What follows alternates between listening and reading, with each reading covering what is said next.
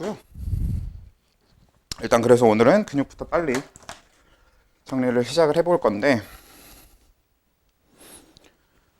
일단 근육은 개념적으로 질문할 만한 거는 그냥 거의 진짜 그냥 정해져 있어요. 되게 한정적으로 개념적인 질문할 게 별로 없으니까 개념적으로 질문할 포인트는 빨리 정리를 하고 지나가 보면요. 일단 근육 자체가 우리 그 구성 단계상 세포, 조직, 기관, 개체 중에 기관 단계에 해당될 수 없다라는 게 일단 꽤 중요한 포인트입니다. 그러니까 뭐냐면 우리가 앞에까지 주로 다뤘던 건 다 기관계 혹은 기관에 대한 이야기들이 될 거예요. 근데 근육은 어떻게 얘기해도 근육기관이라고 얘기할 수 있는 게 없습니다. 왜냐면 그냥 우리 앞에서 배웠던 기관 뭘 갖다 놓더라도 대부분의 기관들이 다 근육을 가지고 있단 말이야. 뭐 예를 들어 순환계에서 심장을 가져와 보면은 심장에 있는 근육, 심장근이 있을 거고요. 그 다음에 뭐 소화계에서 가져와 보면 뭐 위에 달려 있으면 위장근 혹은 내장근이 있을 수 있고, 소장에도 소장근 혹은 소장괄약근 이런 근육이 붙어 있을 거고. 그러다 보니까 근육 자체를 개념적으로 이야기할 만한 게 일단 첫 번째가 조직이라는 거예요. 근육 자체가 기관이 될 수는 없습니다. 근육 자체가 기관일 수는 없는 거고. 그래서 이 조직 단계인 근육은 안으로 일단 세부적으로 들어와 봤을 때 우리가 근육 섬유 다발이라는 게 있긴 있었는데 안 중요해요. 사실 근육 섬유 다발은 별로 안 중요해. 그냥 단순히 이런 구성이야 라는 걸 이야기하는 과정 중에 나오는 단어인 것 뿐이지 질문, 이 근육 섬유 다발이라는 것 자체에 대해서 질문할 거리가 없어요. 네, 그래도 과정에 있으니까 간단하게 얘기를 해보면 우리가 근육을 이렇게 잘라서 꺼내보면 그 안에 굉장히 긴 원통형의 어떤 그런 원통들이 쭉 묶여있는 형태, 원통 여러 개를 한 번에 묶어둔 형태가 근육인데, 그 원통 하나를 꺼내면 그게 근육섬유 다발이라는 이름을 가지고 있다라는 이야기였던 거고, 그리고 그 원통 내부를 보게 되면 다시 또 엄청나게 여러 개의 원통들이, 원통들이 이렇게 묶여있는 형태가 되는데, 이름부터가 다발이잖아요. 그래서 되게 여러 개의 또 다시 원통들이 묶여있는데, 또 그 하나를 꺼내서 얘기하면 우리가 근육 섬유가 되죠. 여기까지 왔을 때 이 구성 자체에 대해서 질문할 건 없긴 한데 근육 섬유 자체는 질문할 게 좀 있더라 라는 이야기가 있었습니다. 근육 섬유 자체가 어떤 애였냐면 얘가 세포다. 그러니까 결국 우리가 구성 단계상 근육의 조직이라면 결국 근육을 이루고 있는 세포에 대한 이야기를 해야 될 거 아니에요. 우리가 바로 이 직전에 다루는 게 뉴런, 그러니까 신경계에 대한 기본적인 이야기였는데 그때 우리가 주로 다루는 뉴런이 세포잖아요. 그러니까 구성 단계상 세포가 좀 특이한 형태를 갖고 있거나 특이한 기능을 가지면 굉장히 얘기할 게 많아지는데 근육도 그렇다는 얘기입니다. 근육은 이 세포 단계 이름 자체가 근육 섬유인 거예요.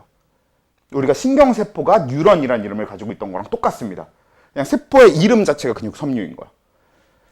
그래서 이제 근육 섬유란 이름을 가진 요 단계에서 할 얘기가 뭐가 있냐면 일단 첫 번째로 얘는 탈분극이 일어날 수 있는 구조더라 라는 거죠. 그러니까 정확하게 뉴런과 똑같이 작동하는 겁니다. 나트륨 칼륨 펌프도 가지고 있고요. 나트륨 통로, 칼륨 통로도 가지고 있어요. 그래서 뉴런이랑 완벽하게 동일하게 분극, 탈분극, 재분극이 가능한 게 그냥 근육 섬유예요. 그러니까 개념적으로 다시 정리할 건 아니야. 왜? 어차피 뉴런 때 했던 걸 그대로 똑같이 하는 것 뿐이니까. 근데 좀 다른 점이 있기 때문에 다른 점을 위주로 짚어봐야 되는데 언제 탈분극을 하냐면 뉴런처럼 자극을 받아들여서 탈분극하는 건 아닙니다. 원래 우리 뉴런은 마리집이 있는 부분은 뭐 자극하면 탈분극이 안 된다 정도는 얘기할 수 있어도 마리집이 없는 일반적인 축삭돌기에 그냥 랑비의 결절 이런 데를 자극을 하게 되면 탈분극이 일어나는 거였잖아요. 외부의 자극을 받아들여서 탈분극이 일어나는 형태인 경우가 꽤 있었는데 근육섬유는 그런 건 못합니다. 외부 자극을 받아들여서 그걸로 탈분극이 일어나는 건 안 돼. 그러니까 뉴런과 다른 점이 있다면 딱 그거야. 그러니까 분극, 탈분극, 재분극이라고 하는 이 시스템 자체는 뉴런과 공유하고 있어. 똑같아. 근데 뉴런처럼 본인이 자극을 받아들여서 탈분극을 하는 건 못한다는 겁니다. 그럼 대신에 어떻게 탈분극을 하냐면 이게 언제 일어나냐? 뉴런이 신경 전달. 네, 들어오세요. 네. 뉴런의 신경 전달 물질에 의해서 탈분극이 일어날 수 있어요. 라는 이야기. 그러니까 좀 더 정확하게 어떻게 디테일한 얘기가 되는 거냐면, 일단 근육도 결국은 명령을 받고 일을 해야 되는 입장이다 보니까 근육에 뉴런이 붙어 있을 거란 말이야.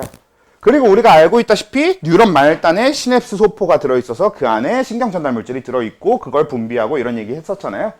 그 얘기를 그대로 가져와서, 그래서 그 뉴런이 신경 전달 물질을 마지막에 이 운동신경이 될 거예요. 보통 이 근육섬유한테 연결되어 있는 건 운동신경, 운동 뉴런이 될 건데, 그 운동 뉴런 말단에서 분비된 신경 전달 물질이 이 근육섬유에 가서 붙게 되면 그때 근육섬유가 탈분극을 하는 거야. 그러니까 근육섬유는 외부 자극을 받아들여서 탈분극은 못해. 오케이?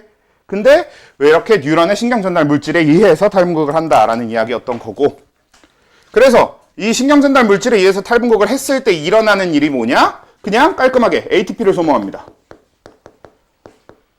그리고 그 결과적으로 뭐? 근육의 수축. 우리가 흔히 얘기하는 근수축이 일어나게 되는 거지. 수축이 일어나게 됩니다. 그러니까 수축이라고 하면 짧아지는 걸 얘기하는 거지. 그럼 우리가 이걸 반대로도 생각을 해볼 수 있을 것 같아요. 반대로는 어떻게 될 거냐면, 우리가 탈분극이 일어난다, 즉 활동전이가 나타난다라는 이야기는 재분극을 하고 끝나는 거잖아, 어차피 어느 시점에. 근데 신경전달 물질이 계속 오게 되면 한 번 활동전이가 끝나도 다시 또 활동전이가 나타나고 이렇게 활동전이를 지속하긴 할 거거든요. 그러다가 신경전달 물질 분비가 끝났어. 더 이상 얘가 안 나와. 그러면 우리는 탈분극도, 근육 섬유의 탈분극도 아예 멈추게 될 겁니다. 더 이상 탈분극을 안 할 거예요. 그렇게 탈분극을 멈추게 되면 그때는 ATP 소모가 멈추는 거고 수축을 멈추는 거지.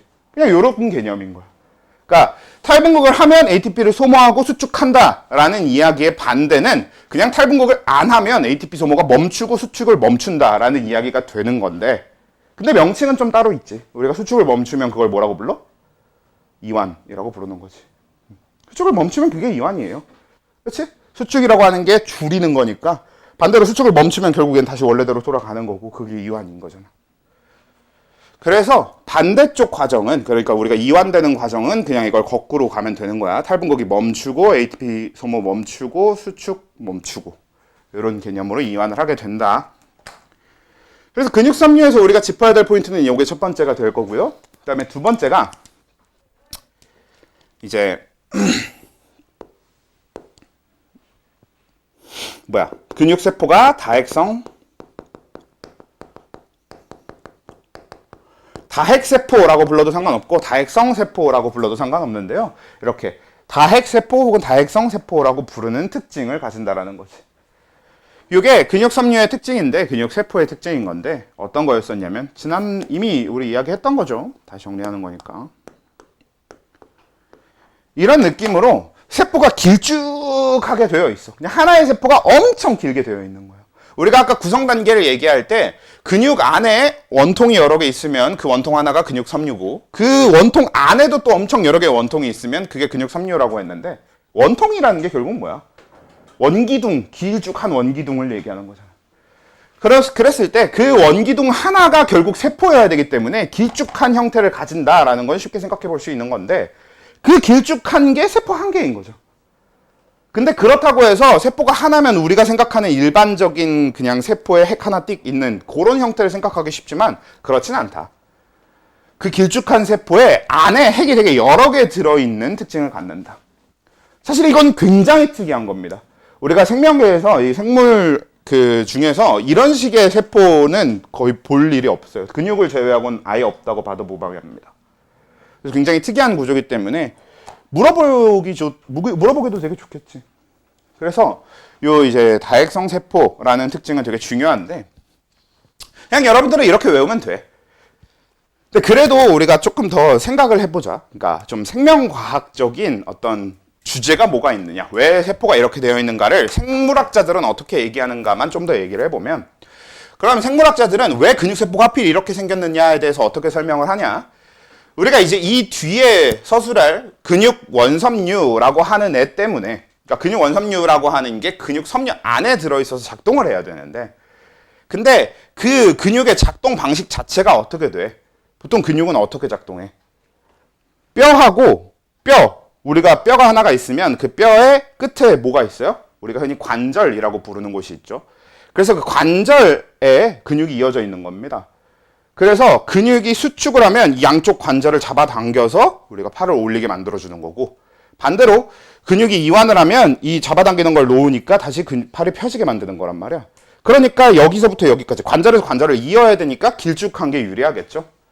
그리고 그 길쭉하게 만들기 가장 좋은 방식이 세포 여러 개를 붙여 놓되 그 세포와 세포 사이의 막을 없애는 게 좋았겠네 라는 식으로 이제 좀 진화적인 관점에서 그렇게 생각할 수 있지 않겠느냐가 이제 생물학자들이 얘기하는, 혹은 생물학자들이 보는 관점인 건데요. 근데 사실 우리한테 그런 얘기가 중요하진 않아. 원래는 중요하진 않은데 물어볼 수가 없잖아, 이런 건. 물어볼 수는 없어도. 그래도 이제 그냥 과학을 배우는 입장에서 한 번쯤은 그렇게 생각해보면 좋지 않겠느냐, 그런 얘기고요. 그럼 일단 근육 섬유 단계에서 물어볼 만한 질문은 이 정도까지가 끝입니다. 그러니까 우리가 좀 더 포괄적으로 가게 되면 뭐 그런 얘기가 있어요. 민문이근이나 가로문이근이나 이런 게 있긴 있는데, 여러분들 그 시험 볼 때도 있었고 했었던 건 가로니근이 뭐죠? 가로문이근. 그래서 민문이근이나 가로문이근 같은 것도 질문을 하려면 할 수는 있겠는데 거의 그냥 무시하시면 됩니다. 그냥 민문이근이라는 개념 자체를 머리에서 지워버리는 게 좀 더 편해요. 왜냐면 우리가 이 근육 파트에서 다루는 모든 내용은 전부 다 가로문이근에 대한 이론이에요. 민문이근은 이 근육에서 배우는 내용들이 적용되는 대상이 아닙니다. 아예 다른 방식으로 작동해요. 그렇다 보니까 딱히 민문이근에 대해서 질문할 일이 없어. 딱 한 군데만 써요. 니들 낚시질하는데. 그냥 위에다 근육 문제를 내놓고 기억에다가 이제 이런 거 정도를 질문하는 거지. 위에서 나온 근육은 민문이근이다. 이런 거 질문하는데 쓰는 거죠. 근데 그런 거에서 그냥 99%는 민문이근이라고 적혀있으면 틀렸다라고 하고 지나가면 돼. 그러니까 일단은 그냥 딱히 생각하지 말고 일단 지나가면 되겠죠. 나중에 이제 저런 건 이제 시험 직전에 잡아야 되는 디테일에 가깝다고 봅니다. 그냥 빠르게 암기해서 가서 보기만 하면 되는 그런 개념이라고 보면 되는 것 같고, 이제 얘는 딱 요 정도 개념까지만 알면 되겠고요. 근데 우리가 흔히 알고 있는 근육의 개념을 이제 넘어서 근육의 어떤 계산 문제로 들어가게 되면 근육 섬유보다 더 안쪽인 근육 원섬유에 대한 이야기로 가야 되는데, 우리가 이 근육 원섬유에 대해서 먼저 얘기해 볼 게 뭐가 있냐면, 우리 세포 구성 단계상 위에서부터 내려와 보면 가장 큰 게 개체가 될 거고요. 개체 안에 기관이 있는 걸 거고, 그 다음에 기관을 이루고 있는 게 조직이 될 거고, 조직을 이루는 게 세포가 될 거야. 근데 얘는 세포보다 더 아랫단위잖아. 그럼 뭐게? 우리가 흔히 얘기하는 생물의 구성 단계 상으로는 얘기할 수가 없지, 그러면. 그래서 실제로 생물의 구성 단계로 얘기할 수가 없는 게, 근육 원섬유는 살아있는 무언가가 아니에요. 얘는 그냥 단순한 물질입니다, 물질. 그것도 뭘로 되어 있는 그냥 물질인 거냐면 단백질로 되어 있는 물질입니다. 우리가 흔히 근육이 단백질로 되어 있다라는 이야기를 하잖아요. 근데 사실 근육 섬유까지는 어차피 그냥 일반적인 다른 모든 세포들도 다 똑같이 가질 만한 그냥 그 정도의 단백질이 있으면 돼. 그러니까 딱히 근육 섬유를 가지고 얘한테는 단백질이 많아 적어 이런 걸 얘기하기에는 좀 애매하다는 거죠. 근육 섬유 자체는. 물론 이제 우리가 근육 섬유의 단백질 함량을 따져보잖아? 그럼 다른 세포보다 많을 겁니다. 왜? 저게 있어서 많은 거예요. 그러니까 우리가 흔히 얘기하는 근육은 단백질로 되어 있어는 저 근육 원섬유에 대한 이야기라는 겁니다. 제가 단백질로 되어 있다는 거예요. 그래서 얘는 단순하게 이 단백질로 된 물질인 건데, 결국 근육 원섬유는 단백질로 되어 있다를 제외하면 개념적으로 물어보는 모든 것들은 결국 계산 문제와 연결이 될 거니까 그냥 계산적으로 근육 원섬유의 구조를 바로 보면 되겠죠. 그래서 요게 이제 근육 원섬유였지.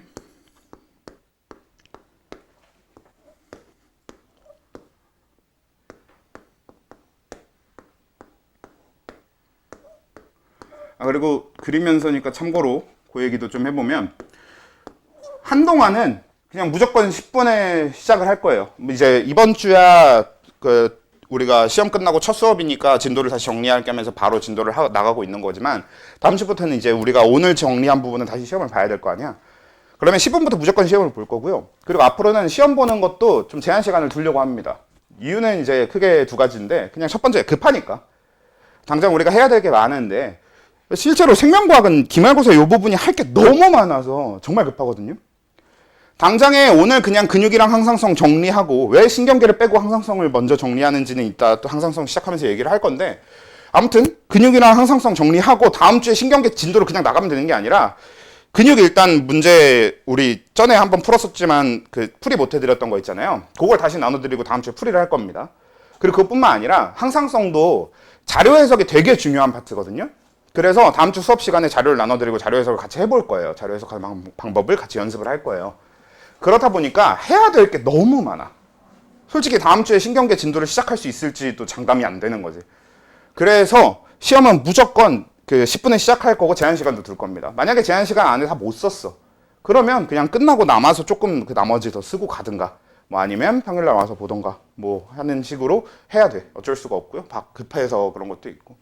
근데 두 번째 이유가 뭐냐면 결국은 쪽지 쓰는데 오래 걸린다는 얘기는 머릿속에 제대로 안 들어있다는 얘기니까 그냥 어차피 둘 다 생각해서 제한 시간을 좀 두고 시험을 보도록 하겠습니다. 이제는 그냥 원래는 다 쓸 때까지 좀 기다려 드렸었는데 급해서 어쩔 수가 없고.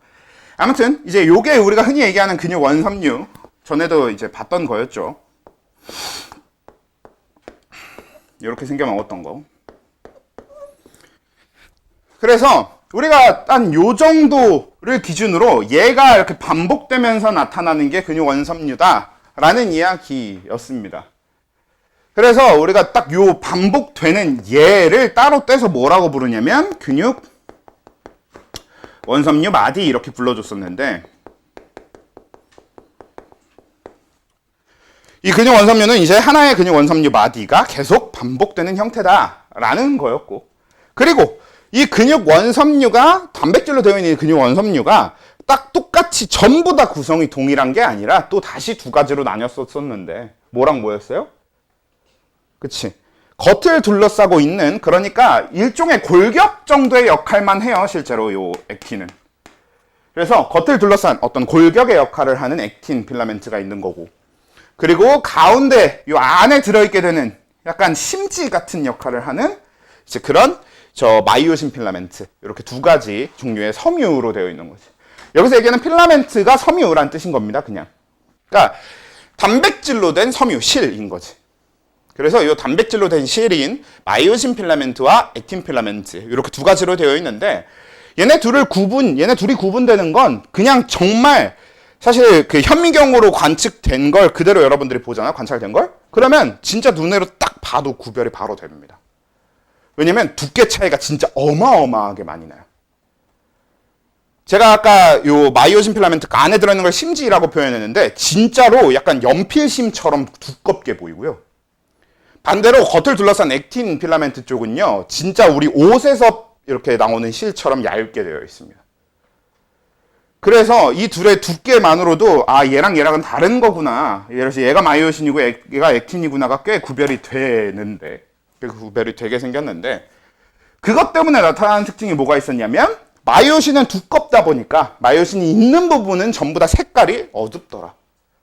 그리고 마이오신이 엄청 두꺼우니까 그 마이오신을 이 있는 부분은 어두웠던 거면, 그러면 그 마이오신이 없는 부분은 전부 다 굉장히 밝게 보이겠지.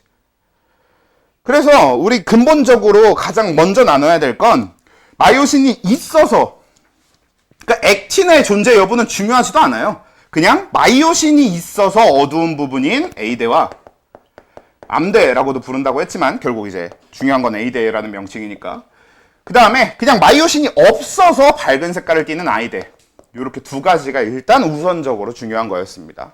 그치? 그래서 요게 요 마이오신이 있는 부분을 A대라고 부르고, 그 다음에 마이오신이 없는 부분을 이제 I대라고 부르는 거였는데, 일단은 요게 일반적으로 보는 메인 그림이니까 봤었던 거고, 여기서 앞에 얘기했던 이제 이 근육의 수축, 근수축이랑 내용을 연결을 해보자라고 하면 어떤 방식으로 수축이 되는 거였어? 일단 우선적으로 우리가 기억해야 될 건 마이오신 필라멘트나 액틴 필라멘트 자체의 길이 변화는 절대 없다. 근데 이게 좀만 생각해보면 좀 당연한 일이긴 해요. 이게 물론 이제 고등학교 단계에서 생각해보기에 그렇게 쉬운 얘기는 아니지만 그래도 간단하게 얘기해볼 만한 게 뭐가 있냐면, 만약에 마이오신이나 액틴이 길이가 변하려면 단백질로 되어 있는 애들의 길이가 진짜로 변해야 되는 거거든. 그럼 화학적 변화가 일어나야 되는 거예요. 그럼 정말 어려운 일입니다. 매번 내가 근육을 수축하고 이완할 때마다 화학적으로 단백질들의 구조를 변화시켜갖고 변하게 만들어야 되는 거거든. 그럼 그건 되게 어려운 일이잖아. 금방 할 수 없는 일인 거고. 그래서 여기서 어떤 화학적 변화를 통해서 마이오신이나 액틴의 길이 변화가 일어난다는 좀 당연히 어려운 이야기 쪽으로 생각을 할 수 있는 거고. 그래서 마이오신하고 액틴은 절대로 길이가 변하지 않는 상황에서 어떻게 길이를 수축하는 거였어? 원래 이제 명칭도 있었죠. 뭐 활주설이라는 명칭도 있었는데 어떤 방식이었냐면, 결국 마이오신하고 액틴이 이렇게 따닥따닥 아예 빈 공간도 없이 붙어 있는 게 아니라 여기에 이만큼씩 빈 공간을 가지고 있는 상태였다 보니까 저 빈 공간으로 마이오신이 들어가는 형태로 수축이 일어나더라 라는 거였지. 직관적으로 이해하기 가장 좋은 게 우리 전에도 해봤던 거, 펜 빨리 꺼내서 양손으로 들어보십시오. 들어보세요. 끄덕거리지만 말고 들어. 우리가 양손으로 이렇게 들어봤을 때 전체 길이를 줄이는 방법은 액틴이 가운데 들어있는 요 마이오신을 기준으로 액틴이 양쪽에서 이렇게 들어와 주면 되는 거잖아. 그럼 전체 길이가 줄어들더라. 그렇죠? 실제로 이 펜 잡는 방법 같은 경우에는요, 너네가 시험 볼 때 어떤 근육 문제를 푸는 데 있어서 헷갈리는 점이 존재하잖아? 그럼 펜 잡고 해봐. 그럼 진짜 잘 보여요. 그래서 일부러라도 수업 시간에 시키는 거야. 그래야 니들이 나중에 문제 풀 때도 펜 잡고 한번 해볼 거 아니야. 평소에 안 해봤으면 이딴 걸 왜 해? 이렇게 되니까 안 하게 될 텐데. 네, 그래서 그런 방식으로, 그러니까 이 액틴 필라멘트의 빈 공간 부분으로 마이오신이 들어가는 형태라고 보시면 되고, 그러니까 어떻게 봐도 상관없어. 액틴 필라멘트의 빈 공간으로 마이오신이 들어가는 형태라고 설명을 해도 상관없는 거고, 마이오신을 가운데 고정해 놓고 액틴 필라멘트가 양쪽에서 들어온다고 생각해도 어차피 똑같은 얘기입니다. 그냥 기준을 누구 해서 얘기하느냐인지. 네, 그래서 그런 형태로 전체 길이의 수축이 일어나게 된다. 그런 와중에 액틴하고 마이오신은 절대로 길이 변화가 없다. 자, 그게 이제 절대적인 진리가 되는데, 여기서 이제 요 그림 대신에 우리가 문제에서 주로 보게 되는 그림, 일종의 모식도라고 볼 수 있는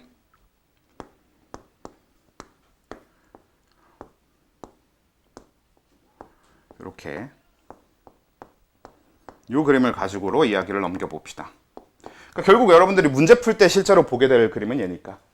그래서 얘를 봤을 때 뭐 당연히 가운데 그려져 있는 게 마이오신일 거고 겉을 둘러싸고 있는 게 액틴일 거고가 됐을 때, 물론 여기서 좀 오해하면 안 되는 게, 무슨 공중에 떠 있는 것처럼 마이오신이 가운데 이렇게 떠 있고 액틴이 그냥 그걸 둘러싸고 있는 이런 형태인 건 아니고요. 원래는 마이오신하고 액틴을 연결하는 이렇게 얇은 실들이 있어요. 근데 이 얇은 실들은 액틴보다도 훨씬 얇아서요, 사실 관찰하기도 그렇게 쉽진 않습니다. 현미경을 이용한다고 해도 관찰하기도 그렇게 쉽진 않아요. 근데 그리고 관찰하기 쉽지 않고 나발이고 떠나서 결국 우리가 보는 그림에는 안 그려져 있으니까 딱히 신경 쓸 필요가 없는 거지. 근데 그냥 공중에 떠 있는 이런 형태는 아니야. 연결은 되어 있다는 소리야. 연결되어 있는 거에서 요 단백질들을 움직여서, 단백질들이 이렇게 되어 있으면은 이완되어 있다가 얘네들을 이렇게 당겨주면 액틴이 이렇게 안쪽으로 들어올 거 아니야. 그렇게 해서 수축과 이완을 만드는 건데, 근데 아무튼 요 단백질들은 일단 신경을 끄고요. 우리가 여기서부터 여기까지가 이제 마디가 되는 거고, 아까 얘기했던 부분들을 다시 표시를 해보면 여기서부터 여기까지가 A대인 거죠. 그리고 여기서부터 여기까지는 뭡니까? 라고 질문했을 때 I대다 라고 질문하면 틀립니다. 이거는 이렇게도 대답할 수 있는 거 아니에요가 절대 아니고 그냥 틀려요. 왜냐면 I대의 일부인 건 맞거든? 근데 쟤를 I대야 라고 얘기하면 그렇게 보통은 틀리게 합니다. 그러니까 사실은 이 부분은 I대에 포함됩니다. 그러므로 얘도 그냥 I대입니다. 우리가 일반적으로는 그냥 그렇게 얘기해도 상관은 없긴 하거든. 근데 결국에는 근육 문제의 대부분은 길이를 파악하는 게 굉장히 중요하다 보니까 얘가 I대야 라고 얘기하는 순간 그걸 가지고 계산했을 때 생길 만한 오류가 너무 많아지잖아. 그러니까 얘는 I대의 일부야 라고 아예 용어부터 그냥 그렇게 둬버리는 게 낫다는 거지. 그리고 얘가 I대의 일부가 되는 가장 중요한 이유는 결국 여기서 I대가 끝나는 게 아니라 결국 I대는 마이오신이 끝나는 순간부터 다음 마디에 있는 새로운 마이오신이 나타날 때까지 요만큼이 원래 이제 I대다 보니까 그러니까 요 부분만 가지고 I대 전체라고 얘기할 수는 없는 상황이 되는 거죠. 근데 여기서 이제 어떤 게 발생하냐면 사실 이제 문제마다 대부분 다 적혀 있긴 적혀 있는데 안 적혀 있어도 그냥 여러분들이 당연히 그렇다고 생각하고 문제를 풀어야 되는 조건이 하나 있었죠. 그게 뭐였냐면 근육은 대칭이다.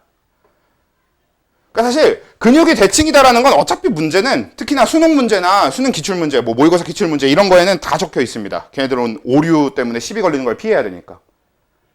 근데 솔직히 내신 문제에서는요, 그런 거 어느 정도 좀 무시하는 경향이 있긴 있거든요. 어차피 애들이 다 그냥 그런 조건에서 다 연습해서 문제를 풀어오기 때문에 딱히 그런 걸 가지고 시비 걸릴 일도 없어요.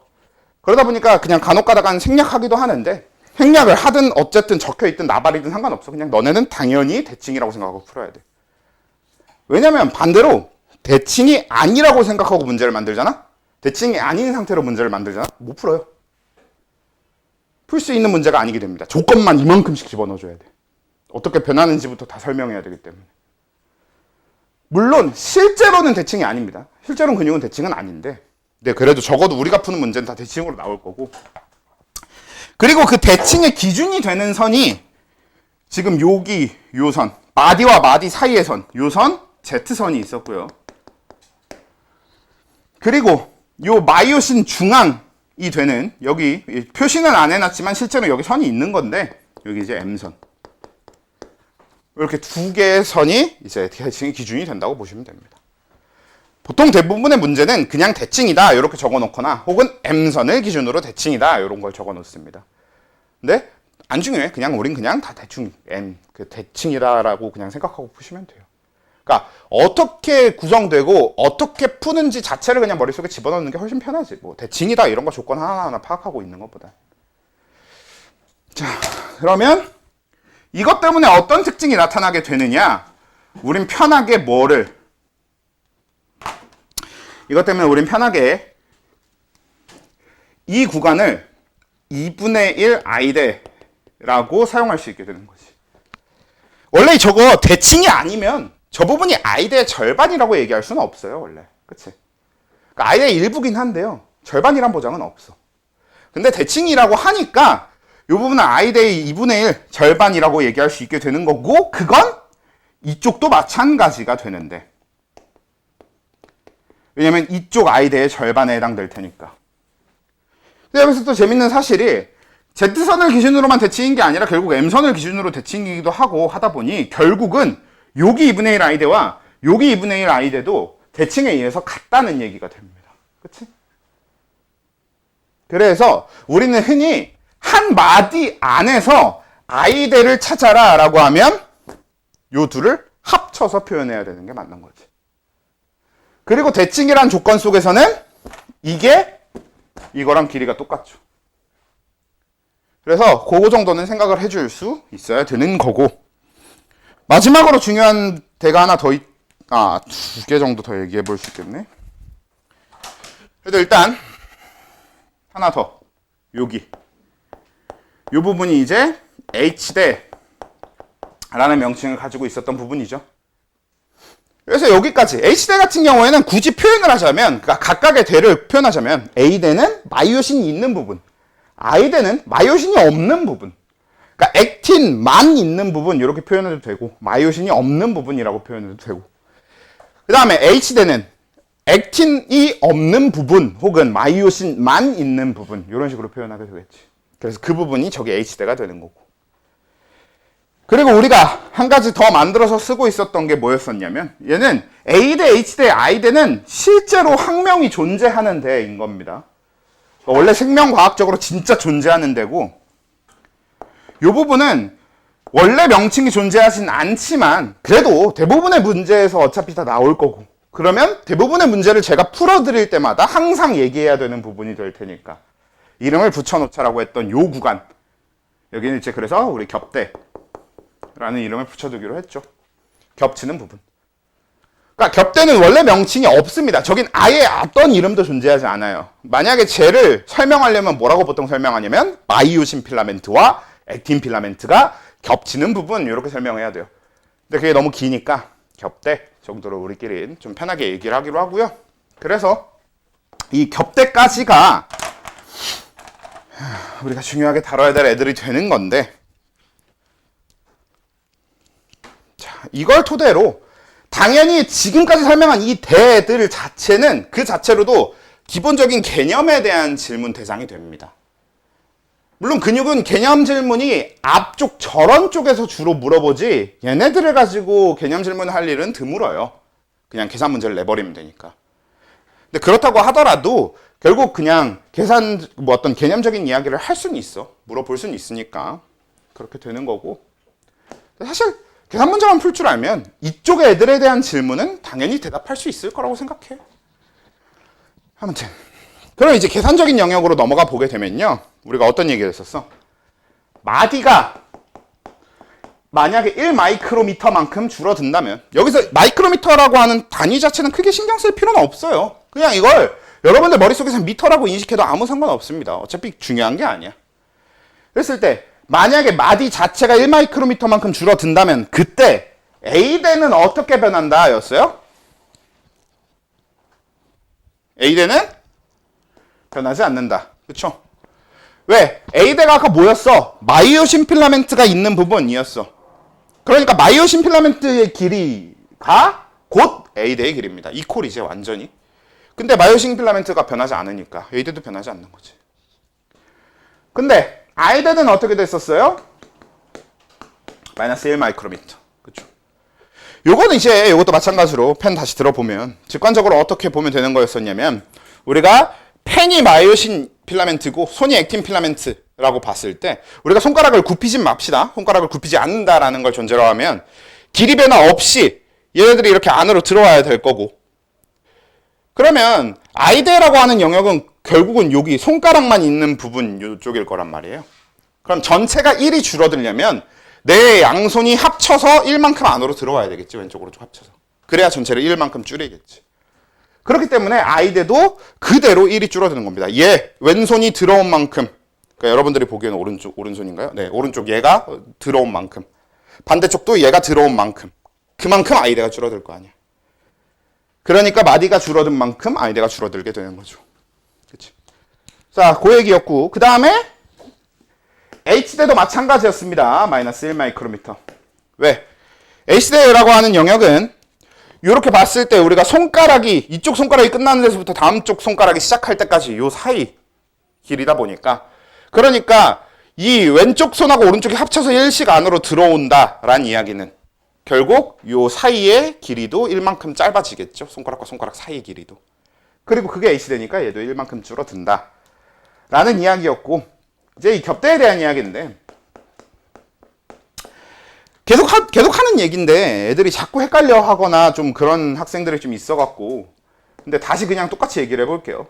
우리 프린트 기준으로는 얘를 0.5마이크로미터라고 정리를 해놨는데, 그러니까 1마이크로미터라고 기억을 하든 0.5마이크로미터라고 기억을 하든 상관없어요.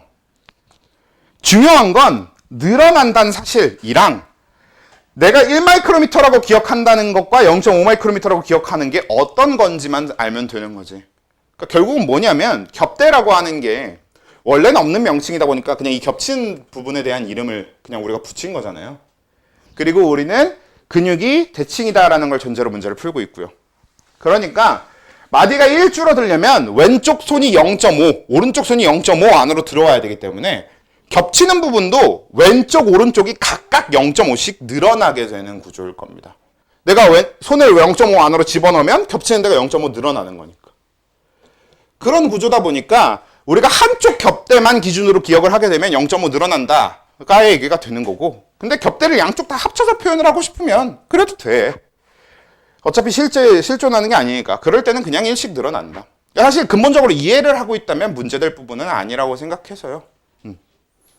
그래서 얘는 여기까지가 길이 변화에서 우리가 다루게 되는 애들이지. 그래서 중요한 건 1마이크로미터란 사실, 그리고 부호 자체라기보다는 마디가 늘어나든 줄어들든, 마디가 줄어들면 줄어든 만큼 I대도 줄어들고 H대도 줄어드는데 겹대는 늘어나는 거지.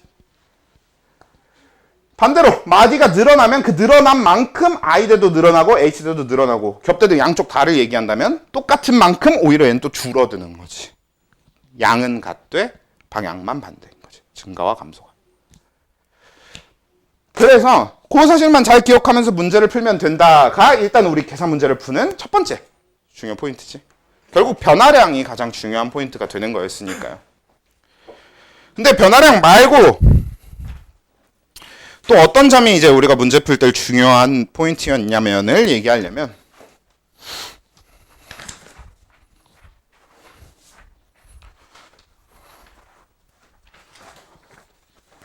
숙제입니다. 아이고.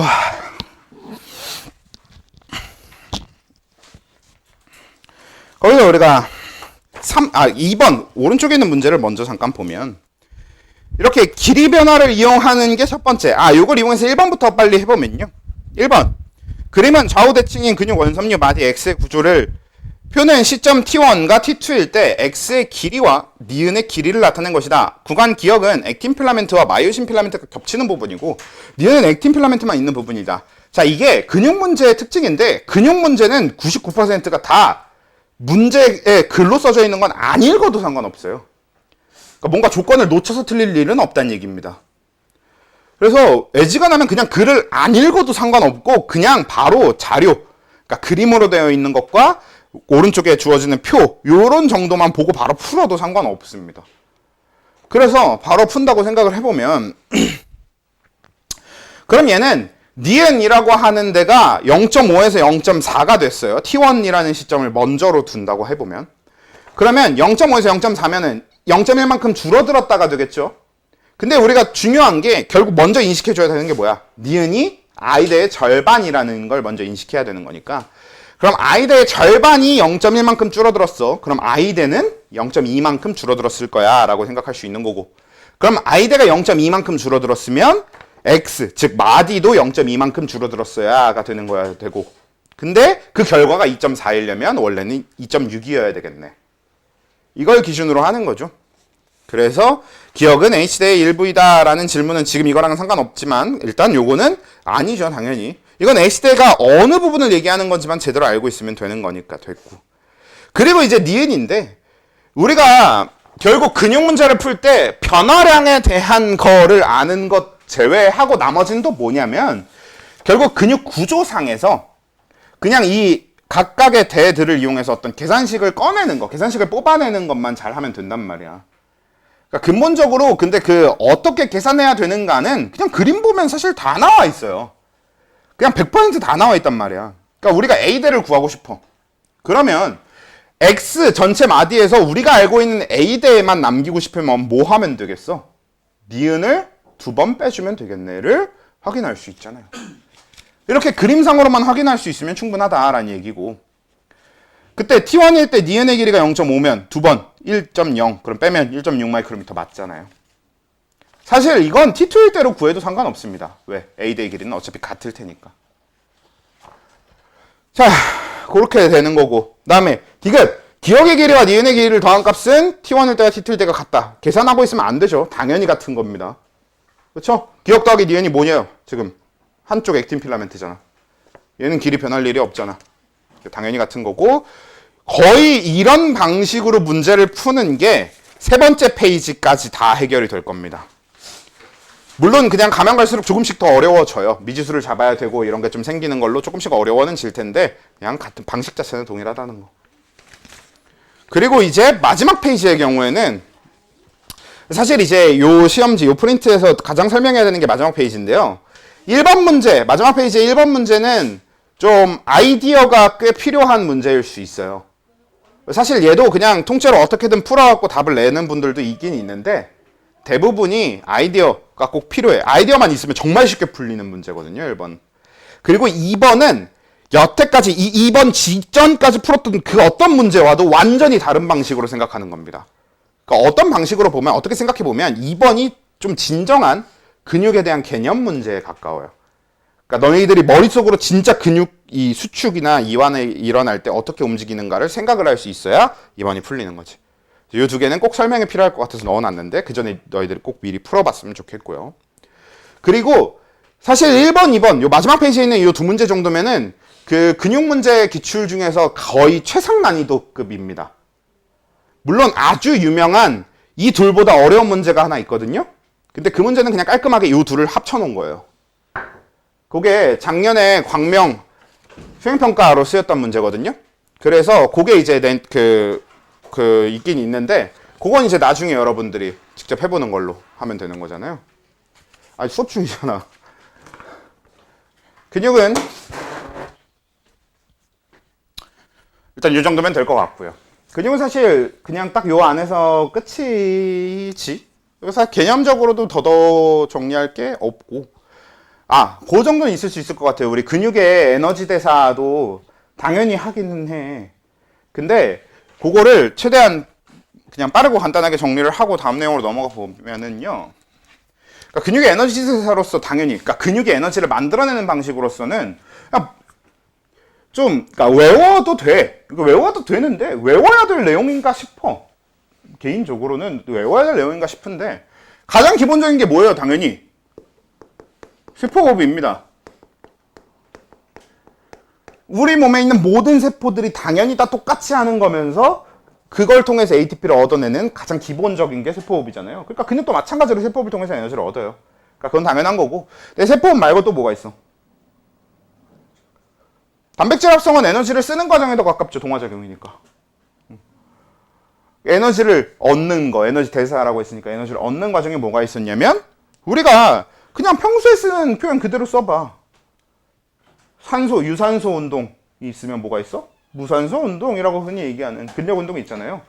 왜 걔네들을 무산소 운동이라고 부르냐면, 실제로 근육으로 하여금 무산소 호흡을 하도록 하기 때문에 무산소 운동이라고 부르는 겁니다. 그러니까 유산소 운동은 운동의 강도가 약해서 우리가 흔히 얘기하는 유산소 호흡, 즉 세포호흡, 산소 호흡만으로 해결이 되는 운동들을 얘기하는 거고, 무산소 운동, 근력 운동이라고 하는 건 보통 뭐냐면은 그 유산소 호흡, 그러니까 산소를 이용하는 일반적인 세포 호흡만으로는 해결이 안 돼서 추가적으로 산소 없이도 하는 호흡, 무산소 호흡을 통해서 추가 에너지를 얻어야만 하는 운동, 굉장히 강도가 강한 운동, 이런 것들을 얘기하는 거기 때문에 그냥 무산소 호흡이 추가로 있다. 이 정도, 그냥 이 정도만 생각할 수 있어도 충분해. 그 무산소 호흡이 젖산 발효고, 거기다가 뭐 크레아틴 인산까지 사용을 한다. 사실 크레아틴 인산은 학교마다 배운 학교 있고 안 배운 학교 있으니까. 그래서 그런 영역은 그냥 키워드만 좀 외우면 되는 거지, 생각해보면 좀 어느 정도 얼추 당연한 것들로 되어 있으니까 그거를 그냥 한번 생각만 해두시면 충분하다고 봅니다. 외우는 건 뭐 나중에 외워도 되잖아요. 됐고, 넘어가서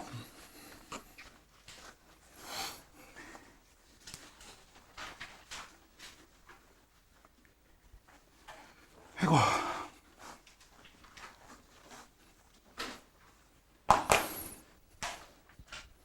항상성 봅시다.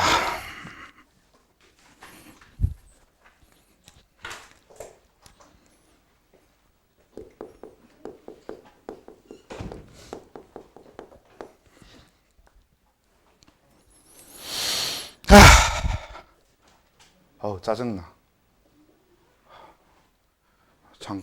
잠깐 똑똑하고 문 연 게 왜 이렇게 열받지? 너무 열받아 진짜.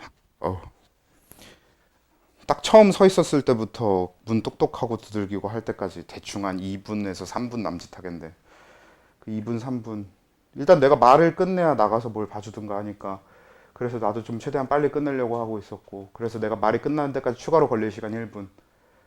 그럼 1분만 더 기다렸으면은 나가서 봐줬으면 될 상황인데 그걸 안 기다리니 라고 얘기하면 안 되겠지? 내가 인식했는지 알고 있는지도 모를 테니까 학생은.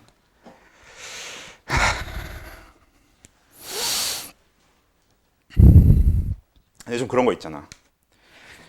밖에서 기다리는 학생은 한 2분만 기다려도 한 5분, 10분 기다린 것 같고, 안에 있는 나는 뭐 학생이 밖에서 5분을 기다렸어도 얼마 안 지난 것 같을 테니까 그런 차이는 있을 수 있겠지만 아무튼 해봅시다.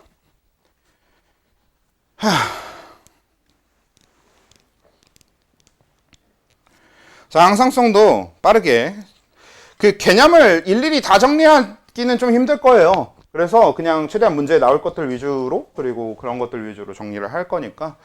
그래서 항상성 같은 경우에는 왜 항상성을 먼저 하냐면 우리 이번 기말고사 파트에서 가장 문제를 많이 풀어봐야 될 것들 순위가 근육이랑 항상성입니다. 그리고 그 다음이 신경계예요. 그리고 방어작용은 사실 방어작용도 뒤에 백신 쪽 유형 때문에 문제를 좀 풀어봐야 되긴 하거든요. 근데 그 백신 쪽 유형이 그냥 안 들어가는 경우가 너무 많아요. 그냥 기말고사 때, 그러니까 2학기로 빼버리는 경우가 너무 많아서 일단 걔는 논외로 치면 백신 문제 유형 빼고는 방어작용 쪽은 문제를 딱히 안 풀어봐도 되거든.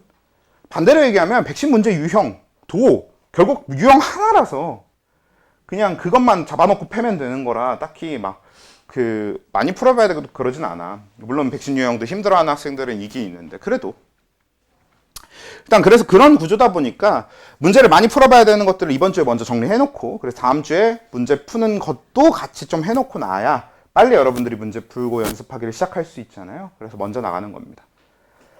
그리고 신경계가 사실 단일 파트로 할 건 제일 많다고 생각합니다. 이미 우리가 저번에 많이 해두긴 했었는데 그러니까 신경계는 결국에는 신경계를 가운데 있는 신경계를 두고 앞뒤에 뭐가 있을 건지를 유추하는 게 가장 핵심이거든요.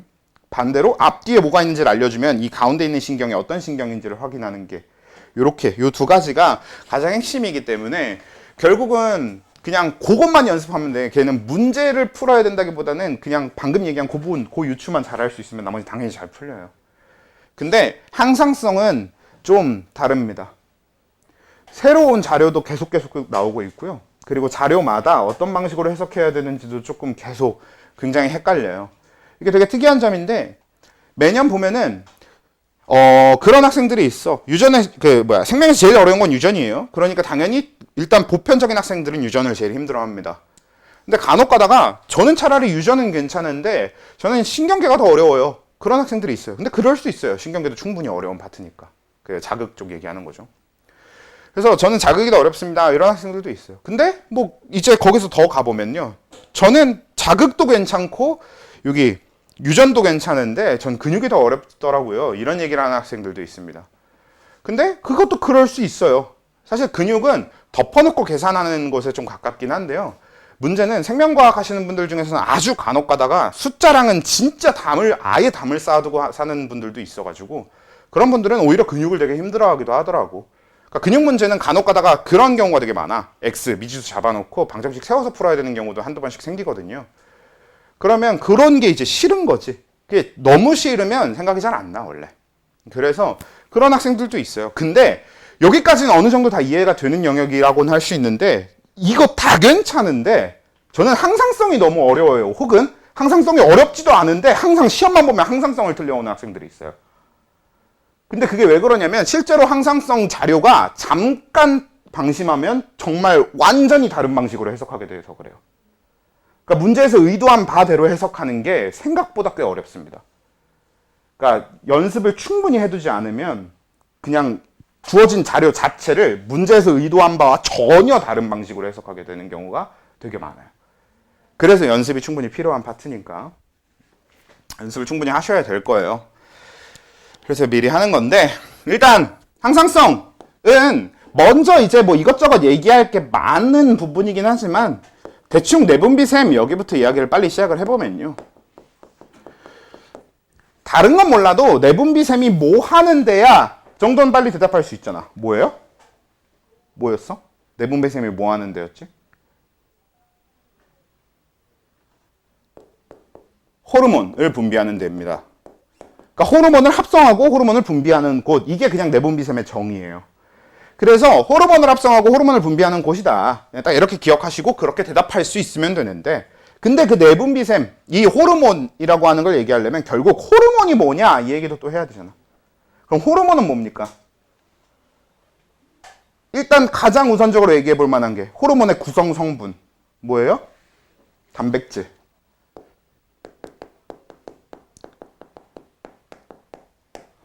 호르몬의 구성 성분은 단백질이라고 대답하시면 됩니다.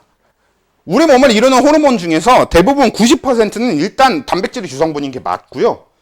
나머지 10%는 지방 쪽이 좀 더 비중이 높긴 한데 그래도 단백질도 많아요, 걔네들도. 그러니까 결국은 일단 다 단백질은 있어. 다 단백질로 되어 있어. 근데 간혹 가다가 지방 비율이 좀 높은 애들도 있어. 이 정도인 거라 일단 기억하기에는 단백질로 되어 있어를 기억하시는 게 더 우선이고요.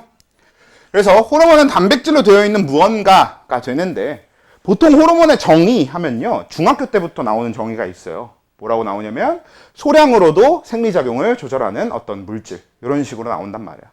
근데 소량으로 생리작용 조절이라고 하는 것도 당연히 이제 호르몬의 정의니까 알아둬서 나쁠 건 없습니다. 뭐 간혹가다 그런 걸 물어볼 수도 있고요. 물론 이제 생활은 그런 방식의 질문을 좋아하지는 않는 편이긴 한데 뭐 내신에서야 당연히 물어볼 수 있으니까. 근데 소량으로도 생리작용을 조절한다 보다 호르몬을 근본적으로 우리가 이해하기 가장 좋은 방식이 뭐였냐면 명령체계라는 거. 그러니까 호르몬은 생리작용 조절이라고 표현은 했지만 사실 어떤 작용 혹은 어떤 반응을 직접적으로 하거나 직접 일어나게 만드는 역할을 하는 쪽은 아닙니다. 그러니까 무슨 얘기냐면 우리 효소를 좀 생각을 해보면 효소가 있으면 소화가 일어나요. 그렇죠? 실제로 효소가 소화를 일어나게 만드는 데는 우리가 소화해야 될 대상 물질에 효소가 가서 붙어. 그래서 소화를 일으키는 거란 말이야. 반응을 직접적으로 일으키는 거란 말이야. 근데 그런 방식으로 작동하는 게 아니고 호르몬이 직접 어떤 물질에 영향을 주는 게 전혀 아닙니다. 그럼 호르몬은 어떤 방식으로 작동을 하느냐? 이미 우리 몸에 있는 기관들 중에 어떤 반응을 하는 기관은 다 정해져 있을 거예요. 근데 그 기관한테 가서 지금 그 반응을 해라 라고 명령을 내리는 게 전부입니다. 호르몬은 그런 거예요. 대표적으로 뭐 인슐린 같은 경우, 우리가 인슐린 굉장히 익숙한 호르몬이니까 인슐린이 하는 게 뭐예요? 포도당을 글리코젠으로 바꿔서 혈당량을 낮추는 기능은 간의 기능입니다. 이미 간이 하는 일이에요. 그럼 인슐린은 뭘 하는 거냐면 간한테 그냥 그걸 하라고 명령을 내리는 거지. 그냥 인슐린은 단순히 그겁니다. 인슐린이 가서 야 해라. 그럼 간이 그걸 하는 거지. 이렇게 되는 거야. 글루카곤도 마찬가지. 글루카곤은 이제 방금 얘기한 그 과정을 정확하게 반대로 똑같이 간에서 또 일어나는 과정을 명령하는 거죠. 글루카곤이 간한테 가서 야 이제 그 글리코젠을 포도당으로 바꾸는 걸 해라 라고 간한테 명령하는 거고 직접적으로 하는 건 간이 하는 겁니다. 호르몬이 직접적으로 뭘 하진 않아요. 또 이거 둘 말고도 굉장히 뭐 여러 가지 호르몬들이 있을 수 있는데 그런 애들이 다 작동 방식이 그런 거지. 뭐 성장 호르몬, 우리가 생장 호르몬이라고 부르는 성장 호르몬도 마찬가지. 성장 호르몬, 생장 호르몬 얘네 자체가 우리 키를 크게 만든다라는 것보다는 얘가 가서 성장판한테 가서 야 너 지금 세포 분열해라고 명령을 내리는 거고 실제로 세포 분열해서 내 키를 키우는 건 성장판이 하는 거죠. 그래서 우리가 이제 명령체계라는 이야기를 하는 거잖아요. 그러다 보니까 뭐랑 원래 많이 엮어서 얘기를 했었냐면 우리가 신경계랑 하는 역할이 실제로 비슷해요. 호르몬과 신경계가 하는 일은 진짜 비슷합니다. 명령을 내리는 거니까. 그래서 신경계와 호르몬은 어떻다라는 얘기를 했었냐면 좀 어느 정도 상호 보완적이다라고 이야기를 했었습니다. 그러니까 누군가한테 우리가 명령을 내려야 되는데 어떨 땐 호르몬을 이용해서 명령을 내리는 거고 어떨 땐 신경계를 이용해서 명령을 내리는 거고 어떨 땐 둘 다 동시에 이용해서 명령을 내리는 거지. 그래서 이런 방식으로 신경계와 호르몬 둘 다 그냥 명령체계, 우리 뇌가 우리 몸을 지배하기 위한 어떤 명령체계가 되는 겁니다. 자, 그래서 이제 그게 호르몬인데 여기서 이제 부가적으로 막 여기 사이에 더 얘기해야 될 게 있었어요. 어디에서 뭐 나오고를 한번 쭉 다 정리를 하고 지나갔었긴 했는데 그건 그냥 여러분들이 다시 그냥 외우십시오. 그냥 외워야 되는 내용에 가까우니까. 그래서 우리는 그 부분 다 빼먹고 그냥 바로 어디로 넘어갈 거냐? 항상성 조절로 넘어갑시다. 그래서 우리 항상성 조절의 첫 번째 체온 조절부터 빠르게 해보면요. 일단 체온 조절의 가장 근본적인 스타트 누구예요? 간내 시상하부 여기서부터 시작했어야 됩니다. 왜? 우리 몸의 항상성이라고 하는 걸 결국 중추하고 있는 곳이 간뇌, 그리고 간뇌 시상하부이기 때문에. 그래서 간뇌 시상하부에서 출발할 건데, 그럼 뭐부터 시작해야 되냐면, 내가 체온을 조절하려면 내 체온이 지금 어떤지부터 감각해야 되는 거잖아. 그러니까 체온을 감각하는 곳부터 시작해야 되겠죠. 그래서 간뇌 시상하부 앞으로 오는 이 우리가 체온 조절 경로에서 이 앞에 뭐 저온 자극 뭐 이런 식으로 적는 얘는 간뇌 시상하부가 이 자극을 감각했다라는 의미가 되는 겁니다. 방식은 여러 가지가 있을 수 있는데 가장 흔하게 보이는 게 내 체온이 실제로 떨어질 때, 그럴 때 간뇌 시상하부가 체온이 떨어지네라고 감각을 해서 그 뒤에 체온을 떨어지지 않게 체온을 높이기 위한 어떤 과정들이 일어나는 거지. 그러니까 그 감각을 이제 간뇌 시상하부가 담당을 먼저 하고요. 그래서 그런 내가 이제 간뇌 시상하부가 저온 자극을 받았어. 그러니까 체온이 떨어지고 있구나라는 걸 이제 간뇌 시상하부가 알아낸 거야. 그러면 제일 처음으로 일어나는 일이 뭐였냐면 얘가 직접적으로 TRH라고 하는 호르몬을 분비했었어요. 우리가 H로 끝나면 이 H 자체가 호르몬의 약어기 때문에 다 호르몬이라고 생각하시면 되는 건데, TRH가 원래 풀네임이 뭐였었어요? 갑상샘 자극 호르몬 방출 호르몬이라는 풀네임을 가지고 있습니다. 몰라도 되는데, 근데 TRH의 기능을 이해하기에는 가장 직관적인 이름이거든. 그래서 적어본 거예요. 그러니까 저 이름을 알 필요는 없습니다. 근데 딱 읽어보면은 뭐 하는 애인지 대충 보이잖아. 뭔가를 방출하게 하는 건데 뭘 방출하게 할 거냐면 그 앞에 있는 거 갑상샘 자극 호르몬을 방출하게 하겠다는 뜻이네. 애초에 호르몬이 뭐니까 명령 내리는 거니까.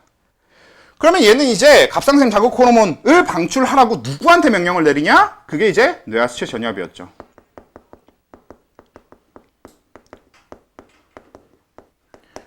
우리가 뇌하수체에 대해서 오해하면 안 되는 포인트 중에 뭐가 있냐면, 뇌하수체라는 단어 안에 뇌라는 글자가 들어있다라고 해서 뇌하수체를 신경계로 인식하면 안 됩니다. 뇌하수체의 명칭은 어떻게 만들어져 있는 거냐면 뇌하, 수체 이런 식으로 나눠져 있는 거라고 보시면 돼요. 뇌하, 뇌 밑에 달려 있는 거고요. 수체, 그래서 뭔가 뇌의 명령을 받아서 뭔가 일을 하는 곳에 가까운 겁니다. 그러니까 간이나 어떤 다른 기관들처럼 신경계, 그러니까 명령을 내리는 곳이 아니라 명령을 받아서 뭔가 일을 하는 곳인 거예요. 뇌하수체도 결국엔. 그래서 일단 뇌하수체는 기본적으로 간뇌 시상하부로부터 명령을 받아서 뭔가 할 건데, 근데 결국 뇌하수체가 보통 하는 일이 뭐냐면 다 호르몬을 다시 분비하는 거란 말이야. 뇌하수체는 우리 몸에서 몇 안 되는 순수한 내분비계입니다. 사실 내분비계만 있는 경우, 그러니까 내분비샘만 가진 기관이 우리 몸에 그렇게 많진 않거든요. 근데 뇌하수체가 딱 그런 애지. 그래서 뇌하수체, 그 중에서도 이제 앞쪽 주머니인 전엽에서 TRH를 받아서 명령을 받으면 TSH가 분비되는 거였고, 얘가 이제 여기서 얘기했던 갑상샘 자극 호르몬이 되는 거였죠. 자, 근데 또 여기서 우리 이런 식으로 체계가 가고 있는데 여기서 중요한 내용이 뭐였었냐면, 지금 얘기한 이 호르몬들은 전부 다 어떻게 이동한다? 혈액을 통해 이동한다. 이게 중요한 내용이었죠. 그러니까 호르몬은 순수 100% 혈액을 통해서 이동해요. 왜냐면 결국 이런 거야. 호르몬은 명령 체계니까 우리 몸 안에서 돌아다니면서 명령을 내려야 되잖아. 근데 우리 몸 안에서 이동하기에 원래 우리 몸에 어떤 물질이 이동하라고 만들어져 있는 길이 혈관이잖아. 그러니까 혈관, 원래 우리 몸의 길, 그냥 글로 다니는 거지. 그렇죠? 그래서 이제 얘도, 그러니까 간뇌 시상하부가 TRH를 분비하면 얘가 혈액을 통해서 뇌하수체 전엽한테 가서 얘 명령을 내리는 거고, 그럼 그 명령을 받은 뇌하수체 전엽이 TSH를 분비하는 거고, 그럼 얘도 마찬가지로 혈액을 타고 이동해서 이제 갑상샘한테 가는 거였죠. 그리고 갑상샘한테 얘는 무슨 명령을 내리느냐, 이제 티록신을 분비해라 라는 명령을 내리는 거였고, 이제 티록신이 직접적으로 이제 체온을 조절하게 되는 마지막 단계의 호르몬이 되는 거죠. 근데 그렇다고 해서 티록신이 진짜 직접적으로 체온을 조절할 수는 없고 가서 명령을 내려야 될 거예요. 우리가 이렇게 호르몬이 존재하면 호르몬이 명령을 내려야 할 대상이 존재한단 말이야, 항상. 그치? 명령을 내리는 애니까, 명령체계니까. 그럼 명령을 받을 애가 항상 필요하죠. 명령 대상이 필요하잖아. 그걸 표적기관이라고 하는 겁니다. 그러면 티록신의 표적기관, 즉 티록신이 명령을 내릴 대상이 되는 쪽은 누구였었냐? 간이었죠. 이건 되게 단순한 이유인데요. 우리 몸에서 기초대사량이 가장 높은 기관, 간입니다. 두 가지 이유가 있어요. 첫 번째, 간이 사용하는 에너지량이 워낙에 많아서 세포호흡을 많이 해야 됩니다.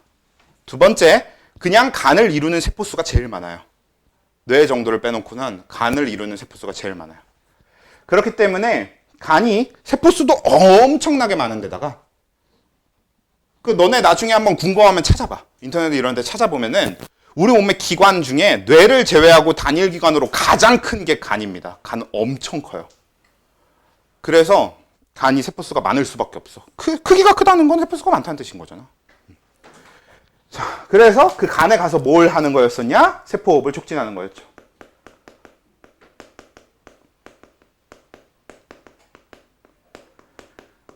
그러면 뭐가 일어나는 거예요? 최종적으로 체온 상승이 일어나는 거였지. 여기서 얘기하는 세포호흡 촉진은 이 결과로 여기 또 어떤 표현도 많이 쓰냐? 열 발생량 증가가 또 많이 나오는 얘기죠. 그러니까 우린 세포호흡을 촉진했고 세포호흡을 촉진하면 열 발생량이 증가하는 거죠. 그치? 그리고 열 발생량이 증가하면 체온이 올라가겠죠. 열을 많이 만드니까 이런 얘기가 되는 거죠. 이게 되게 재밌는 사실인데 실제로 우리 몸 전체를 덮이는 따뜻하게 만드는 열의 70% 사람에 따라 좀 다른데 적게는 60%에서 많게는 90%까지가 다 간에서 만들어져요. 우리 몸 전체를 덮이는 열이 다 간에서 만들어지는 경우가 굉장히 많습니다. 대부분을 다 간에서 만들어. 그래서 이렇게 되는 거고요. 그러니까 실제로 우리 몸을 이렇게 째보면 간이 제일 뜨겁겠지. 그런 얘기입니다. 실제로 간이 제일 뜨거워요. 그래서 막 그런 거 있잖아. 이렇게 열 화상 카메라 이런 걸로 이제 사람을 비춰보게 되면 간에 가까울수록 굉장히 높은 온도를 보입니다. 아무튼 그렇게 되겠고요. 그 다음에 네, 요 경로 말고도 하나 더 있었죠. 그게 뭐였었냐면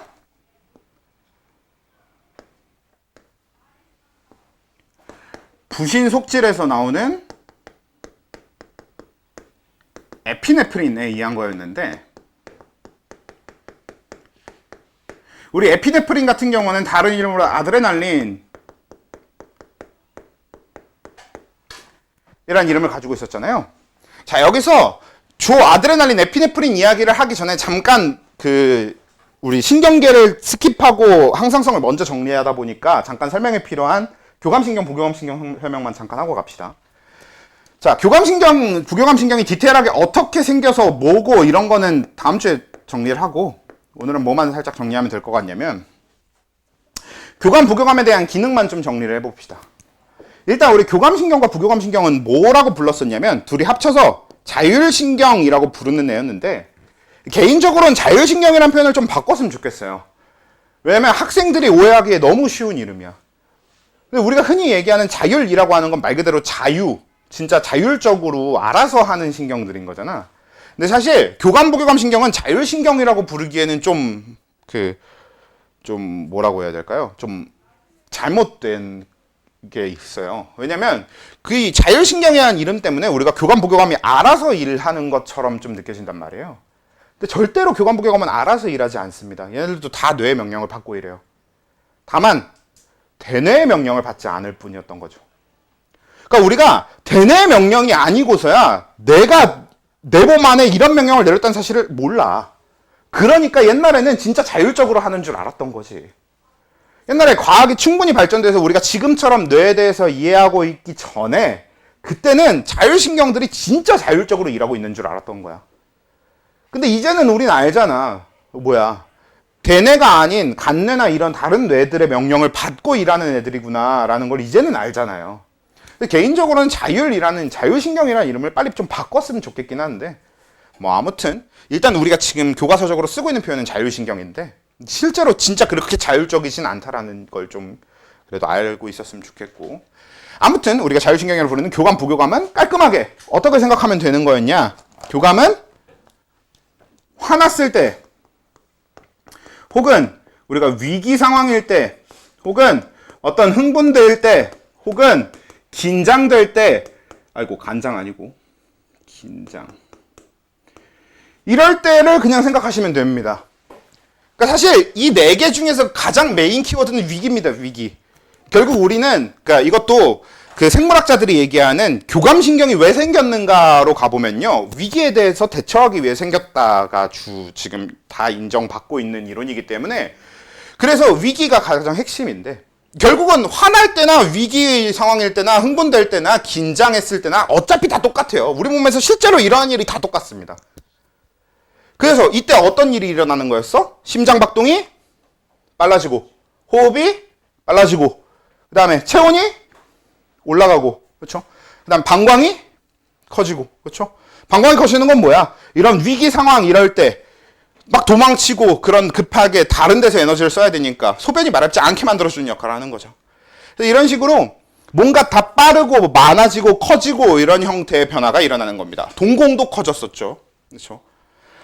그래서 이런 방식으로 전부 다 커지고 많아지고 빨라지고 이런 형태의 변화가 일어나는데, 예외적으로 뭐만? 소화가 잘 안 된다라고 했었죠. 이것도 간단하게 이해를 위해서 간단하게 설명해서 할 만한 게 뭐가 있냐면, 우리 화났을 때 밥 잘 안 넘어가는 거, 소화가 잘 안 되는 거, 밥 먹은 직후에 운동하지 말라고 하는 거, 그런 게 이제 방금 얘기한 이런 거랑 연결이 돼 있는 거고, 실제로 그게 왜 그런가도 잠깐 따져보면은 소화에 사용되는 에너지는 너무 많다. 근데 우리가 지금 당장 위기 상황이면 위기를 대처하는 데 에너지를 막 열심히 써야 될 거 아니에요? 그러니까 소화에서 에너지를 끌어다 쓰지 않게 만드는 거지. 요거에 대해서 잠깐 간단하게 얘기를 해보면 이거 되게 웃긴 일인데, 자, 너네 밥 먹은 직후에 운동을 하면 운동 능력이 떨어지나요? 아니면 운동은 일단 되고 소화가 잘 안 되나요? 후자가 맞지 않아?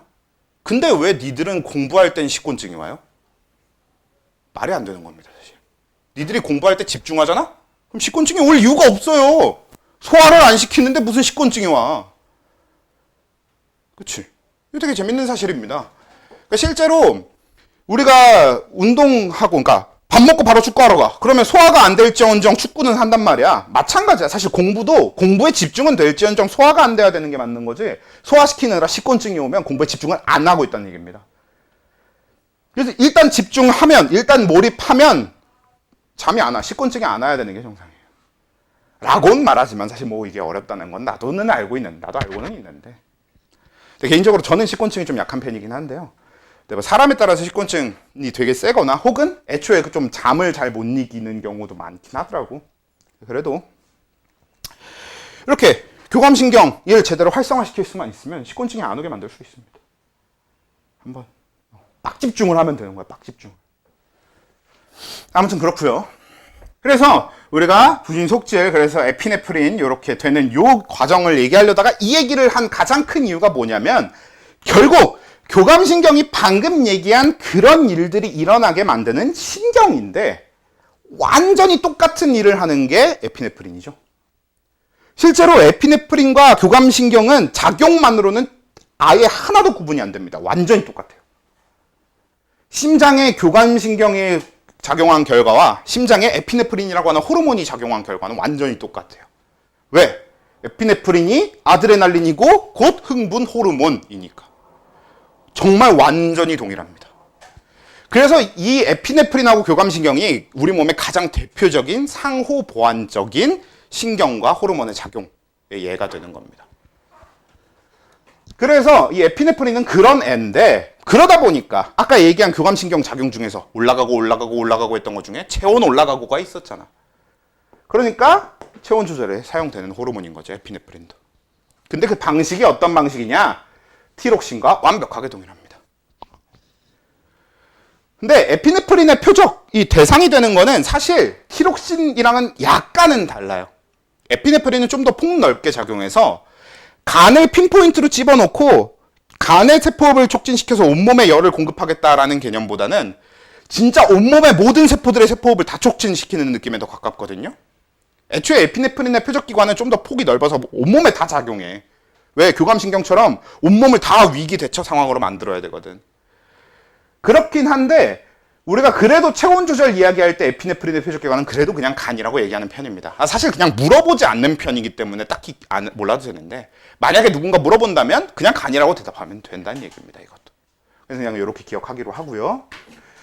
그리고 그럼 이 앞에 과정의 얘기가 문제인데, 부진 속질로 하여금 에피네프린을 분비하라고 명령을 내리는 것도 결국 간내시상하부의 역할이고, 근데 여기 와야 되는 게 뭐였냐?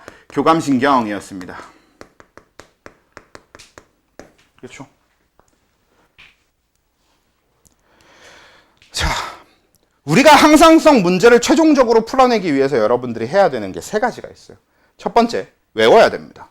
당연히 분비 경로 자체를 다 외우고 있어야만 해요.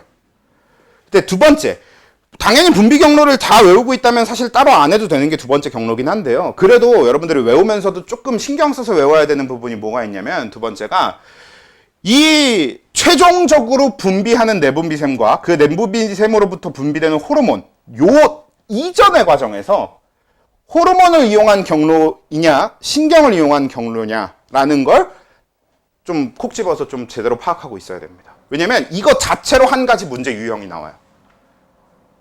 간단하게 얘기를 해보면 어떤 게 있냐면, 뒤에 어떤 기관을 놓고 바로 그 앞에 네모칸을 놓고 이 네모칸 안에는 내분비샘의 이름이 들어간대요. 그리고 이 내분비샘하고 맨 처음에는 간내시상하부 네모칸이 두 개가 또 있어요. 그때 위에 거는, 위의 경로에서는 처음 네모칸의 간내시상하부, 그 다음 마지막 네모칸에는 어떤 내분비샘의 이름, 그리고 이 네모칸 자체가 내분비샘의 이름이 들어가는 곳이야. 근데 위에 거에는 이렇게 오는 화살표 중간에 네모가 하나 더 있고요. 아래 거는 화살표 중간에 네모가 없어요. 그것만 보고도 전체 과정이 어떻게 된 건지 파악할 수 있어야 돼요. 그게 만약에 체온 조절이잖아? 그러면 마지막에 위에 거는 갑상샘이 들어가야 되고 아래 건 부신 속질이 들어가야 된다는 걸 맞출 수 있어야 됩니다. 왜? 갑상샘은 간내시상하부와 갑상샘 사이에 뭐가 더 있어? 뇌하수체 전엽이라고 하는 내분비샘이 하나 더 들어가잖아. 그러니까 네모가 중간에 하나 더 껴있는 것만으로도 뒤에 오는 얘가 갑상샘일 수밖에 없다는 걸 확인해야 된다는 거죠. 근데 아래 거는 뭐야? 중간에 네모가 없이 쭉 연결돼 있지. 그럼 중간에 뭐가 내분비샘이 안 껴있잖아. 그럼 신경일 거고 부신 속질이어야 되네. 이런 걸 맞출 수 있어야 되는 게 아예 하나의 유형입니다. 여기 항상성에서. 그럼 우리가 그 유형을 맞추려면, 그러니까 전체 과정을 외우기도 외우는데, 외워서 사용하는 방식 자체가 결국 이 앞에 과정이 어떻게 되느냐, 앞에 과정이 호르몬이냐 신경이냐, 이런 거를 이해하는 것도 되게 중요하다는 얘기입니다. 이게 되게 재밌는 건데, 그냥 외우기만 해서는 애들이 다 분명히 경로는 다 외웠대. 그냥 써보라 그러면 다 써볼 정도로 외웠어, 분명히. 근데 방금 얘기한 그런 문제를 못 풀더라고. 그래서 여러분들이 외우는 것도 좋은데, 외울 때 그 앞에 이런 영역도 이해하면서 하는 게 중요할 것 같아요. 그리고 세 번째는 이제 그냥 아까 얘기한 자료 해석. 그거 이제 다음 주에 연습할 거니까. 자, 근데 체온 조절이 여기서 끝나냐? 그건 아니었죠. 여기서 열 발생량을 이렇게 증가시켰으면 열 발산량 감소가 아래에 있었습니다.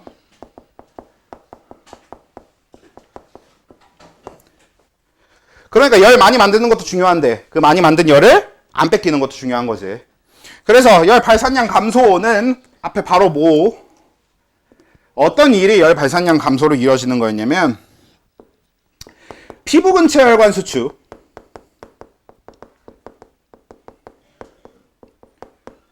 그리고 뭐였냐? 털세움근.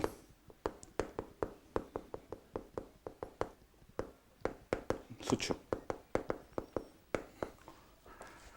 자, 요런 일들이 있었습니다. 근데 사실 털세움근 수축은 털세움근이 수축된다는 사실 자체 말고는 물어볼 게 없어요.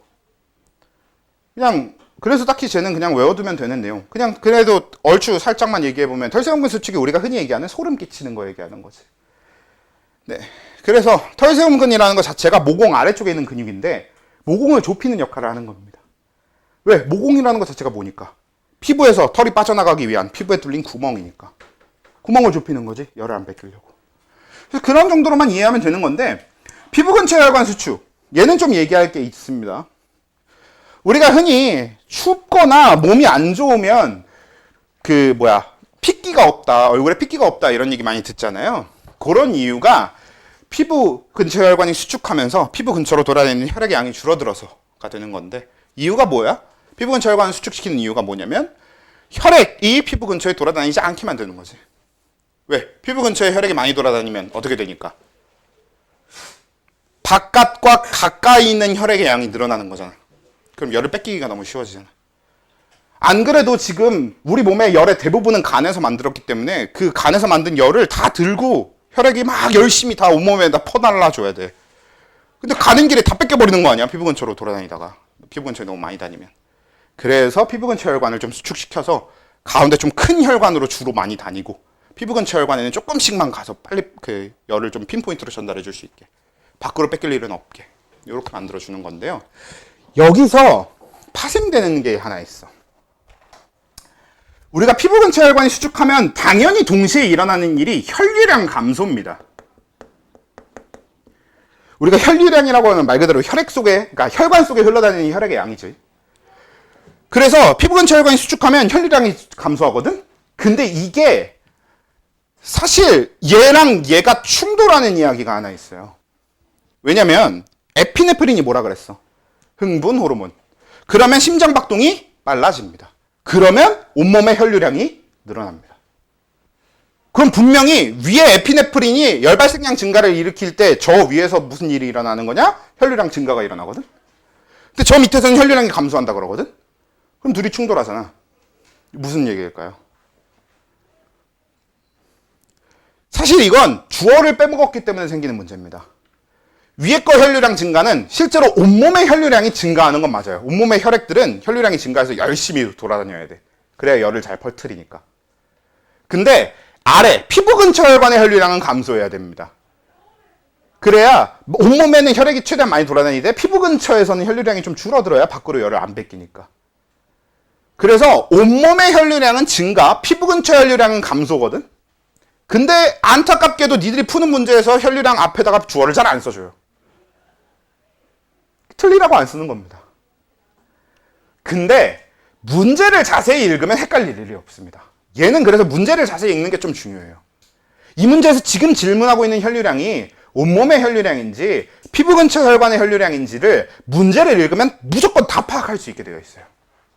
문제만 읽으면 다 파악할 수 있게 되어 있으니까 문제를 자세히 읽는 게 굉장히 중요합니다. 이 혈류량에 대한 질문은. 그걸 좀 강조하고 싶어서 혈류량 얘기를 좀 꺼냈습니다. 그래도 우리가 이제 정리할 때는 피부 근처 혈류량 감소 이런 식으로 좀 적어 두도록 할게요.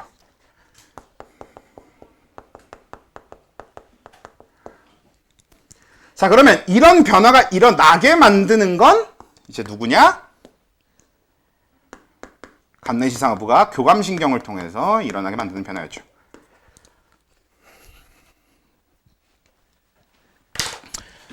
자, 그래서 이렇게. 근데 이 부분에서도 좀 더 중요한 게 우리가 교감신경이 체온도, 방광도 이런 식으로 소화를 제외하고 나머지는 다 크게 만들어주고 빠르게 만들어주고 높게 만들어주고 이런 거였잖아. 근데 지금 여기서만 해도 수축, 감소, 수축이잖아. 그래서 아까 얘기한 거랑 이거랑은 또 왜 부딪히냐면 실제로 교감신경이 큰 범위에서는 증가 촉진이에요. 근데 우리가 사실 작게 들어가 보잖아? 그럼 뭔가를 증가시키고 뭔가를 촉진시키려다 보면은 뭔가를 감소시켜야 될 일이 한두 개가 아닐 거거든? 그래서 사실 심장박동 증가도 그때 동시에 뭔가는 억제시킬 겁니다. 그리고 방광을 크게 만들려고 해도 동시에 뭔가는 억제시킬 거예요. 뭐 소변 생성량을 억제한다던가 이런 일이 같이 일어날 수 있어요. 그러니까 이게 디테일하게 들어가면 분명히 교감신경도 감소시키는 것들이 꽤 많거든. 그래서 좀 어떻게 생각하면 좋겠냐면 큰 범위에서는 촉진을 위해서 작은 범위에서는 좀 감소시키는 것들이 있구나를 생각을 통해서 떠올리면 어떨까가 좀 제가 얘기하고자 하는 바인데, 전 생각하기 귀찮은데 하면 외워요. 뭐 외우면 되지 뭐. 왜냐면 지금 이것도 교감신경이 체온을 높이고 싶으니까 생기는 변화거든. 그러니까 여러분들이 이렇게 생각하면 되잖아. 교감신경이 체온을 높이고 싶으면 피부 근처 혈류량은 줄여야겠네. 털세운근도 수축시켜야 맞지 않을까? 뭐 이렇게 생각해서 떠올릴 수 있지 않겠냐는 거지. 물론 외워. 그러니까 외워면 훨씬 편해. 외우면 훨씬 편한 게 맞고 외워서 풀면 돼. 근데 아무 이유도 모르고 그냥 외우지 말자고. 나는 생명과학을 배웠고 생명과학 시험도 잘 봤지만 생명과학을 몰라요. 그런 사람이 되지 말자고. 그래서 됐죠? 그래서 이렇게 되는 거죠. 자, 이제 그럼 체온 조절 끝. 근데 여기서 우리가 정리해야 되는 거, 체온 조절에 아주 특이한 거 점이 뭐가 있었냐면 반대, 고온 자극일 때 어떻게 되는가 였던 거죠. 그러니까 반대로 이제 더워, 체온이 너무 높아 라고 감각했을 때 일어나는 일은 이제 어떤 거냐, 그냥 단순하게 TRH를 감소시키고 TSH가 감소돼서 티록신을 감소시키면 세포흡이 촉진되던 게 이제 덜 촉진될 거 아니야. 그러니까 억제되는 거죠. 그래서 세포흡 촉진의 효과를 줄이고 그럼 열 발생량이 줄어드니까 체온이 떨어지는 방식으로 작동하는 거였지. 그래서 밑에 것도 마찬가지였는데, 그래서 우리가 고온 자극이 오게 되면 에피네프린을 줄여야 돼. 피부 근처 혈류량도 늘려야 되고 피부 근처 혈관도 다시 늘려야 되고 털세움근도 이완시켜야 돼. 그럼 열 발산량을 증가시킬 수 있어. 이런 방식으로 대처하는 거였는데, 여기서 중요한 게 이 교감신경에 대해서 얘기할 때 우리 다른 영역에서는 교감신경에 반대작용하면 누구? 부교감신경 얘기를 해야 돼. 근데 체온 조절에서만큼은 부교감신경 얘기를 어떻게 해야 된다? 아예 꺼내질 말아야 된다. 그렇습니다. 왜냐면 지금 이런 변화가 일어나게 만드는 기관에 연결된 게 교감신경뿐이에요. 그러니까 원래는 일반 보편적으로는 모든 기관에 교감신경이 연결되어 있으면 부교감신경도 같이 연결되어 있어. 그래서 그러니까 얘가 촉진돼야 될 때는 교감신경이 촉진을 하고 얘를 억제해야 될 때는 부교감신경이 억제를 하고, 이런 방식인 건데, 아주 신기하게도 부신속질에는 교감신경만 되어 있습니다. 부교감신경이 아예 연결되어 있지가 않아요. 그래서 우리가 부교감신경의 작용을 배제해야 됩니다. 이 부신속질에 의한 조절은. 그래서 얘는 부교감신경에 의해 라고 얘기를 하는 게 아니라 교감신경의 작용이 완화되어 라고 표현해야만 한다는 겁니다. 이 경우를 제외하고 나머지 다른 거에선 부교감신경 얘기를 해도 돼요. 오히려 부교감신경 쪽을 얘기하는 게 더 맞습니다. 교감의 반대, 부교감. 이게 다른 것에선 더 맞아요. 근데 체온에서만큼은 교감신경 완화라고 표현해야 돼. 부교감이 작용한다가 아니라. 오케이? 그래서 이게 이렇게까지 정리하면 체온 조절 끝. 자, 그러면 그 다음 항상성 해봅시다. 아니, 항상성은 계속 하고 있던 거죠. 혈중 포도당 농도.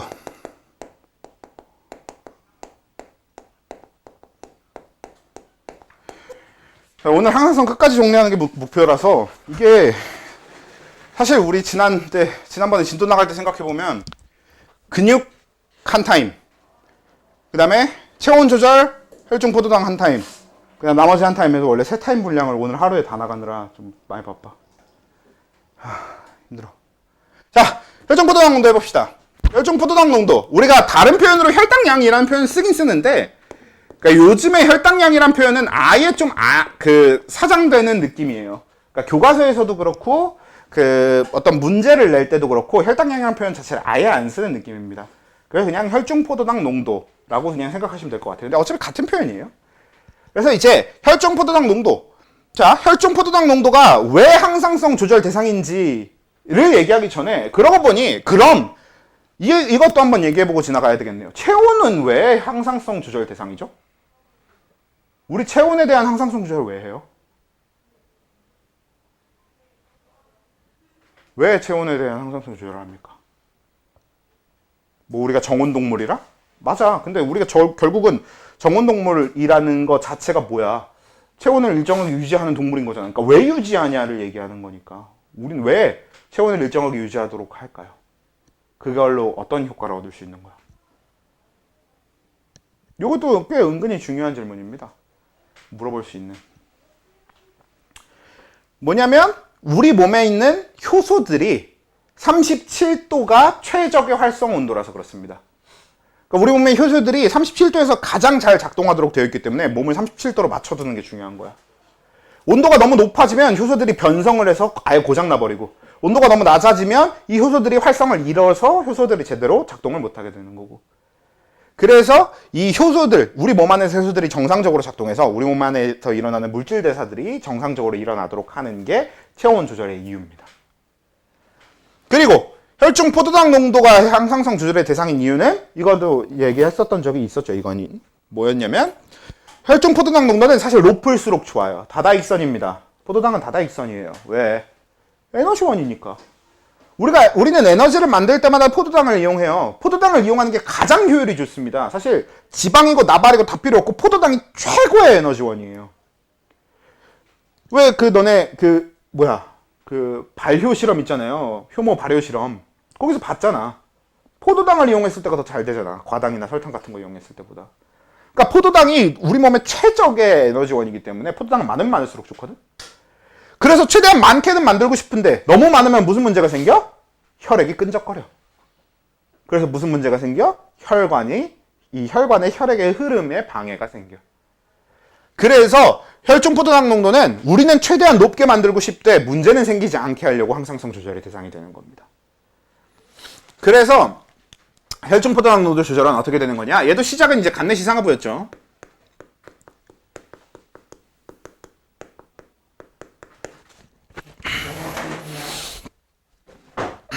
자, 그래서 간내시 상하부에서 그래서 간내시 상하부에서 어디로 갔었냐면 이자섬이라고 하는 곳으로 갔었는데, 이자섬이라는 명칭은 이자 랑게란스 섬이라는 원래 명칭을 가지고 있었던 건데, 이런 명칭이 따로 있는 이유가, 이자라고 하는 건 우리가 알고 있는 그 췌장, 그 기관을 얘기하는 건 맞는데요. 이자는 오른쪽은 소화효소를 분비하도록 만들어져 있어요. 근데 왼쪽은 소화효소 분비랑은 전혀 상관없는 기능을 하도록 따로 있습니다. 그러니까 이자라고 하는 하나의 기관으로 되어 있긴 한데 왼쪽하고 오른쪽이 하는 일이 완전히 다른 거지. 그래서 오른쪽은 우리가 흔히 알고 있는 이자의 소화기관으로서의 역할이라면 왼쪽은 역할이 다르니까 그걸 명칭을 따로 랑게란스 섬이라고 만들어 둔 거예요. 근데 랑게란스 섬이라고 하는 여기 표현에서 랑게란스라고 하는 사람의 이름을 빼버린 거지. 너희들이 좀 편하게 할 수 있도록. 그래서 이자섬 이렇게 된 겁니다. 근데 솔직히 과학이 일어나서 이렇게 이름을 맘대로 빼버려도 되는지 모르겠어. 사실 이게 뭐랑 비슷한 거냐면 니들이 상대성 이론은 배우는데 그게 아인슈타인이 한 건지 모르는 거랑 마찬가지 아니야. 빼면 안 되지 않나? 저작권법 위반 아닙니까? 개인적으로 그러니까 이게 나중에 내가 만약에 과학적인 발견을 했어. 그래서 내 이름을 딱 박아 넣어갖고 엄청난 과학 이론을 만들었는데 그게 학생들이 배울 정도로 교과서에 실릴 정도로 엄청난 이론이었던 거야. 근데 그냥 교과서에서 맘대로 그 이름을 빼버려. 이론은 가르치면서. 기분이 너무 나쁠 것 같지 않아? 왜 뺐는지 모르겠어. 이제 너무 슬퍼요. 개인적으로 굉장히 슬픈 일입니다.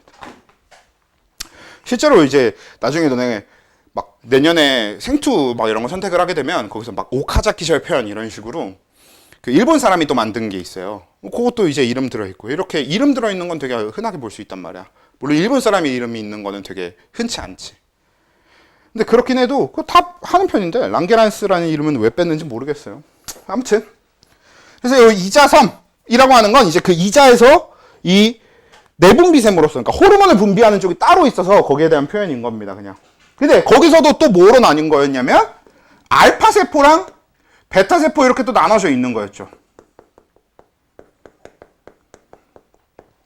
이게 그러니까 이자섬 오른쪽이 소화효소 분비하는 쪽이면 왼쪽은 호르몬 분비하는 쪽인데 또 그렇다고 해서 다 똑같이 호르몬을 분비하는 게 아니라 위쪽 세포와 아래쪽 세포가 분비하는 호르몬이 서로 완전히 달라요.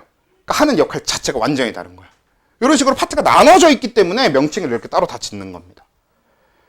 그래서 알파세포와 베타세포, 이자섬에 있는 알파세포와 이자섬에 있는 베타세포 이렇게 나눠져서 알파세포가 분비하는 호르몬은 글루카곤이었던 거고 베타세포가 분비하는 호르몬은 인슐린이었던 거죠. 그리고 글루카곤, 인슐린 둘 다 표적기관은 간. 한마디로 체온 조절부터 이 혈중 포도당 농도 조절까지 다 간이 표적기관인 겁니다. 그러니까 결국 체온 조절도 혈중 포도당 농도도 직접적으로 조절하는 쪽은 간이 하는 거죠. 그렇게 하라고 명령을 내리는 게 이 앞에 모든 경로들이 되는 거고. 그랬을 때 간에서 글루카곤은 뭐를 어떻게 해요? 글리코젠을 포도당으로 바꾸라고 명령하는 거였지. 그럼 어떻게 되니까? 포도당 양이 막 늘어나면서 혈중 포도당 농도가 올라가는 거죠. 반대로 인슐린은 뭐였어? 포도당을 글리코젠으로 바꿔서 저장하라고 하는 거였습니다. 그러면 포도당이 줄어드니까 혈중 포도당 농도가 줄어드는 거지. 근데 이 인슐린 기능에 있어서 또 얘기할 게 뭐가 있냐면 간한테 가서 지금 명령을 했잖아. 포도당을 글리코젠으로 바꿔라. 그러면 간이 진짜 본인이 가진 포도당을 다 글리코젠으로 바꿔버려요. 그러면 당장에 문제가 생깁니다. 왜? 간은 세포호흡을 해야 되거든? 그것도 세포호흡 제일 많이 하는 데라 그랬잖아. 근데 당장에 포도당이 없으면 못하잖아, 아무것도. 그럼 어떻게 하게? 혈액에서 포도당을 막 끌어다 써야지. 그래서 인슐린이 간한테 가서 너 포도당을 글리코젠으로 바꿔서 저장해 라고 명령을 내리잖아? 그럼 동시에 일어나는 변화가 뭐냐? 간에 포도당 흡수가 촉진이 됩니다. 간이 당장 쓸 포도당이 없어지니까 포도당을 다 글리코젠으로 바꿔 저장해버리는 바람에 쓸 포도당이 없어지니까 혈액에 있는 포도당을 막 미친 듯이 흡수를 해. 그러면서 혈중 포도당 농도가 낮아지게 되는 거지. 그래서 우리가 인슐린의 기능을 얘기할 때는 두 가지라고 얘기를 합니다. 사실 하나의 현상인 건데 근데 그래도 그걸 그냥 키워드로 두 개로 나눠서 놓은 거지. 하나는 간한테 포도당을 글리코젠으로 바꿔서 저장하라고 명령하는 거. 두 번째는 간의 포도당 흡수를 촉진하는 거. 근데 보통 포도당 흡수 촉진은 간의 포도당 흡수 촉진이라고 표현하기보다는 세포의 포도당 흡수 촉진이라고 얘기를 하긴 합니다. 그래서 인슐린의 기능은 그렇게 두 가지 키워드로 나눠서 하는데 결국은 같은 얘기고요. 그리고 그 앞에 과정이 어떻게 되었는 거냐면 이자섬에서 이 알파세포 쪽하고 이자섬의 베타세포 쪽은 근본적으로 어떤 차이가 있냐? 와서 붙어있는 신경이 알파세포 쪽에는 교감신경이 베타세포 쪽에는 부교감신경이 붙어 있습니다.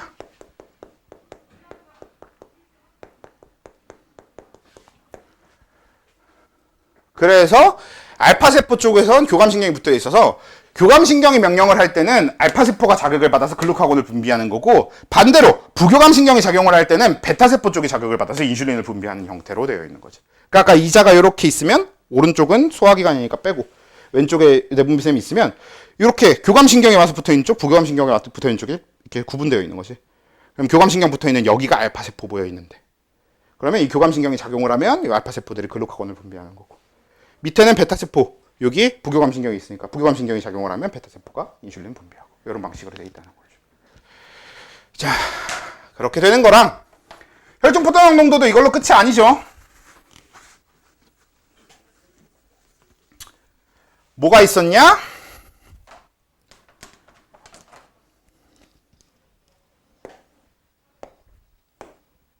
아이고. 에피네프린이 여기서 또 작용한다. 이거는 아까 했던 얘기랑도 결국 이어지는 건데 에피네프린이 굉장히 광역적으로 작용하는 호르몬이라고. 사실 에피네프린은 한 번 분비하면 온몸의 모든 기관에다가 다 명령을 내리고 다녀요. 그래서 엄청나게 우리 몸에 엄청 넓게 변화를 만드는 게 에피네프린이라는 호르몬입니다.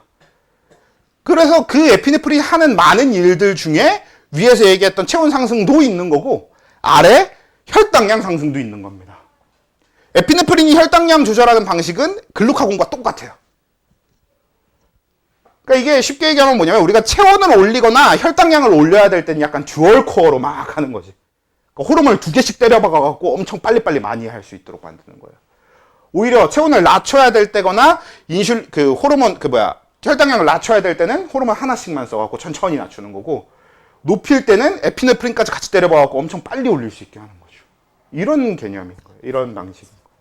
그래서 에피네프린이 체온 상승일 때도 이 혈중 포도당 농도 상승일 때도 두 군데 다 쓰인다. 그래서 다 기억해 주셔야 된다. 자, 이렇게 되는 거죠. 자, 그 다음에 이제 혈중 포도당 농도 이걸로 끝인 게 원래 당질 코르티코이드가 있잖아요. 근데 당질 코르티코이드는 배우는 학교만 배웁니다. 그리고 요즘은 진짜 거의 다 안 배우는 게 추세인 것 같아요. 그래서 당질 코르티코이드는 빼고요. 그래서 넘어가서 이제 혈장 삼투압 조절. 그러니까 마지막 조절로 넘어갈 건데,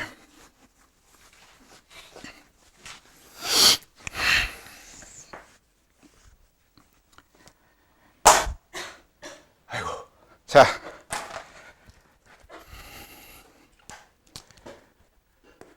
얘도 요즘 삼투압 조절이란 표현보다는 아까 혈중 포도당 농도 조절처럼 혈중 Na 플러스 나트륨 농도 조절이라는 표현을 좀 더 선호해요. 그래서 이렇게 쓰는 편입니다. 근데 혈당량이랑 다르게 삼투압이라는 표현은 그래도 여전히 씁니다. 아까 혈당량은 혈당량이라는 표현 자체를 안 쓴다고 했잖아요. 근데 삼투압은 삼투압 표현이라는 걸 계속 써요. 근데 이게 문제가 삼투압 자체가 제대로 다루려면 굉장히 복잡하고 어려운 내용입니다. 삼투압은 생투, 화투, 두 과목에 동시에 나올 정도로 꽤 복잡하고 꽤 중요한 어떤 그 현상이거든요. 그렇다 보니까 삼투압을 지금 우리가 자세히 다루기는 어려워.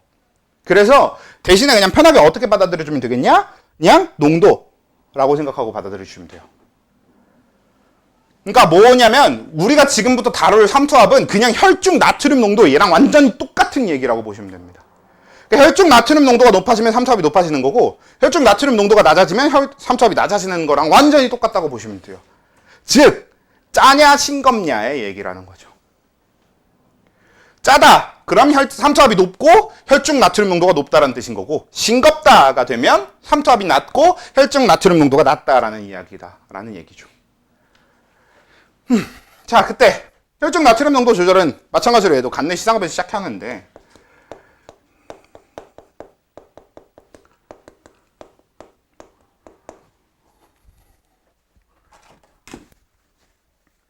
이게 혈중 나트륨 농도 조절은 이 분비 과정이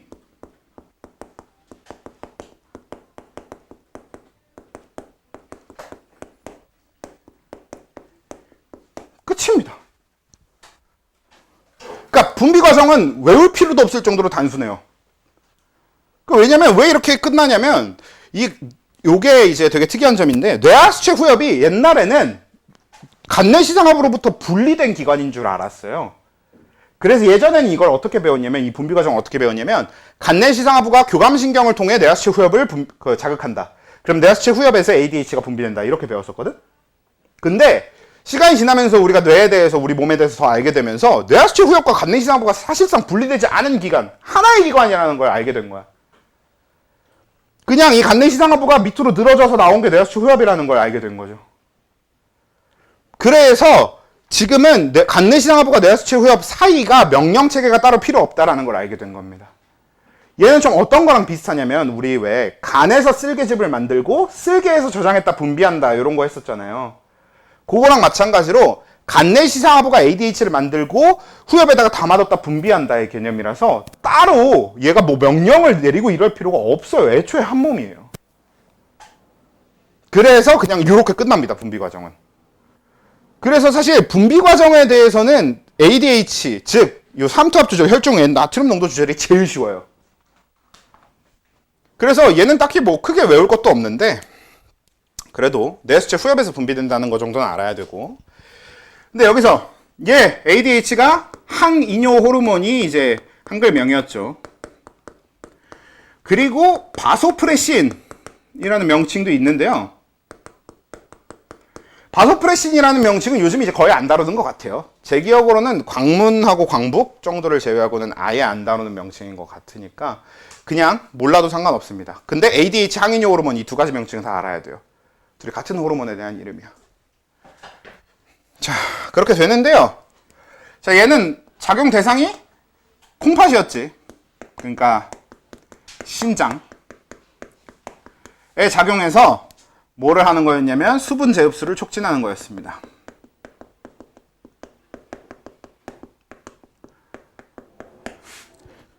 그러니까 이걸 조금 러프하게 얘기해 보면 뭐냐? 오줌으로 나가려던 물을 다시 빼앗아 오는 거죠. 오줌한테서 물을 뺏어 오는 게 이 ADH의 작용인 겁니다. 그러니까 우리 콩팥에서 오줌이 만들어지는 과정이 어떻게 되는 거였어? 처음에는 일단 버려야 될 것, 안 버려도 될 것 상관없이 다 일단 버려. 근데 그 중에서 필요한 걸 다시 주워 올려. 이거였죠. 우리가 그 필요한 걸 다시 주워 올리는 과정이 제흡수였는데 ADH가 가서 콩팥한테 야, 물 제흡수 더 해. 이렇게 명령을 내리는 거야. 그럼 그냥 콩팥이 물 제흡수를 더 하는 겁니다. 근데 결국은 이게 뭐야? 오줌으로 나가려던 물을 빼앗아서 몸 안에 가두는 거지. 그래서 이게 결과적으로 보통 어떻게 이어지냐면 얘는 우리가 오줌으로 나가려던 물을 뺏어온다는 얘기는 내 몸이 지금 짜단 얘기야? 싱겁단 얘기야? 짜니까 내보내려던 물마저도 다시 뺏어오는 거잖아. 그래서 짤 때, 즉 혈장 삼투압이 높을 때, 즉 혈중 나트륨 농도가 높을 때 이 과정을 통해서 우리가 조절이 일어나게 되는데 이때 수분 제흡수를 촉진하게 되면 이제 물을 그냥 뺏어와서 우리가 흔히 얘기하는 어떤 상태가 되는 거냐면 이제 몸이 붓는 게 되는 거죠. 이게 우리가 짜게 먹고 자면 몸이 붓는 이유입니다. 오줌으로 내보내려던 물을 몸으로 뺏어서 몸에다 가둬놓으니까 몸이 붓는 거예요. 몸에 물의 양이 늘어나니까. 사실 그래서 우리가 붓기 같은 경우에는 이렇게 짜고 싱겁게 먹는 거랑 굉장히 직결되어 있는 거죠. 이 ADH랑 되어 있는 거니까요. 물론 이제 탄수화물이랑도 영향이 있긴 한데 그거는 우리가 지금 다루려는 내용이 아니니까. 그래서 사실 ADH 요걸로 끝인데 우리 전에 ADH 정리할 때 했었던 거긴 한데요. ADH가 중요한 점은 이 수분 제흡수 촉진을 통한 나트륨 농도 조절 말고도 너무 많은 곳에 영향을 준다는 점입니다. 왜냐면 이 애가 조절 방식 때문인데 기본적으로 일단 ADH가 분비가 증가하는 어떤 일이 일어났다라고 했을 때 그 원인을 먼저 파악을 해보면 만약에 우리가 ADH 분비 촉진을 하는 원인에 대한 이야기를 해보자.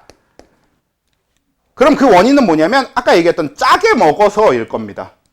근데 우리가 그걸 과학적으로 짜게 먹어서라고 적을 수는 없으니까 보통 뭐라고 표현하냐? 혈장 삼투압 증가라고 표현을 할 겁니다.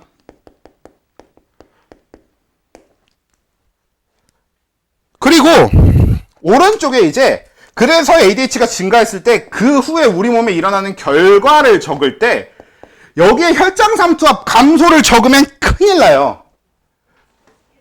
왜 큰일 나냐면 실제로 우리 몸의 혈장 삼투압은 감소하지 않아요. 이게 항상성 조절에서 여러분들이 제대로 이해해 줘야 되는 겁니다. 그래야 자료 해석할 때 실수가 안 생겨요. 왜냐면 그러면 혈장 삼투압이 증가하는 걸 원인으로 해서 ADH가 분비가 됐어. 그럼 혈장 삼투압이 감소해? 전혀 감소하지 않습니다. 어떤 방식으로 작용하느냐? 원래 혈장 삼투압이 증가했어요. 그러면 증가하던 어떤 시점에 내가 ADH가 분비가 됐을 거야. 그럼 감소하도록 하는 모든 일이 일어나요. 근데 혈장 삼투압 감소는 저거죠. 수분 제흡수를 촉진. 그러면 더 이상 안 오르는 겁니다. 그러니까 이 항상성 조절이라고 하는 건 변화가 일어나기 시작하면 그 변화가 더 이상 일어나지 않게 막는 용도인 거지 반대쪽으로의 변화를 일으킬 능력은 없습니다. 이건 체온도 마찬가지고 포도당 혈당량 조절도 마찬가지예요. 예를 들어 체온 조절도 똑같아. 뭐야? 저온 자극이 왔어. 엄청 추워. 그러면 체온이 막 쭉쭉 떨어지잖아요. 그 사이에서 갑자기 아까 얘기했던 그런 일이 막 일어나면 체온이 막 혼자 올라갑니까? 주변 온도가 0도씨인데 내 체온이 막 40도까지 치솟아요? 아니고 내 체온이 주변이 막 0도씨면 내 체온이 36도에서 벗어나서 35도까지 떨어질 거란 말이야. 근데 아무것도 안 하면 그대로 계속 쭉쭉 떨어져서 어떻게 돼? 얼어 죽겠지. 그걸 막는 거예요. 35도에서 더 이상 떨어지지 않게 만드는 거야. 그걸 다시 36도로 올리는 게 아닙니다. 이게 여러분들이 항상성 조절에서 꼭 이해해줘야 될 포인트야. 항상성 조절은 변화가 더 이상 일어나는 걸 막는 거지 반대쪽으로의 변화를 일으킬 수 있는 건 아닙니다. 그러니까 혈장 삼투압이 높아지면 ADH 분비가 촉진되는 거 맞는데 그렇다고 혈장 삼투압이 낮아지는 게 아니야. 더 이상 높아지는 걸 막는 거지.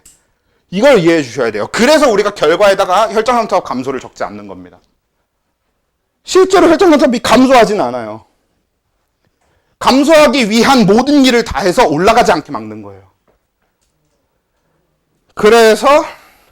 그런데 대신에 어떤 변화가 일어나는 게 있었냐면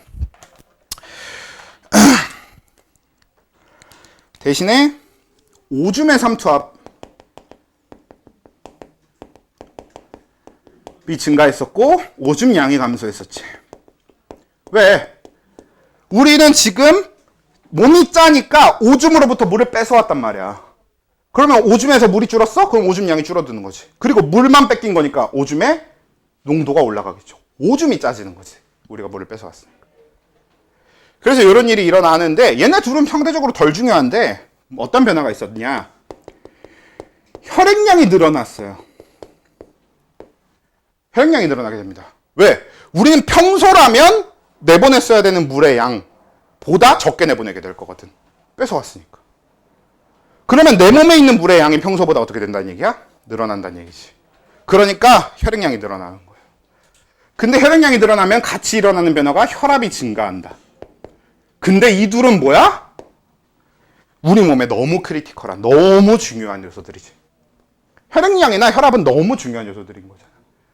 그래서 내가 삼투압 조절하겠다고 혈액량이나 혈압을 맘대로 저렇게 변하게 냅둬선 안 돼요. 그러니까 혈장 삼투압이 올라가잖아? 그럼 ADH를 내보내서 혈장 삼투압이 올라가는 건 막았어. 근데 대신에 혈액량이랑 혈압이 막 치솟아. 그러면 혈장 삼투압 막겠다고 다른 것 때문에 죽어버릴 수도 있는 거 아니야. 그래서 우리는 이 앞에 과정이 일어나기 전에 이 원인에도, 그러니까 혈장 삼투압만 확인해서 ADH를 내보내는 게 아니라 혈액량과 혈압도 확인해서 ADH를 내보내고요. 그때 혈액량은 적을수록 혈압이 낮을수록 ADH 분비가 촉진되게 됩니다.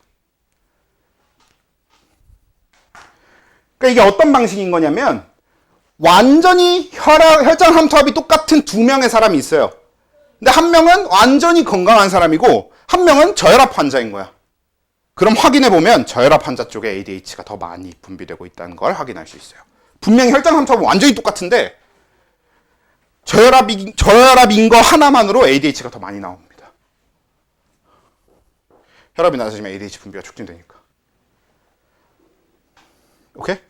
일단 이렇게 외우고 이걸 이용해서 이제 여러분들은 자료에서 주어진 어떤 내용들에 대한 인과관계 파악을 제대로 해야 될 거거든요. 그 연습은 이제 다음 주에 합시다. 오늘 여기까지. 아이고 고생하셨습니다.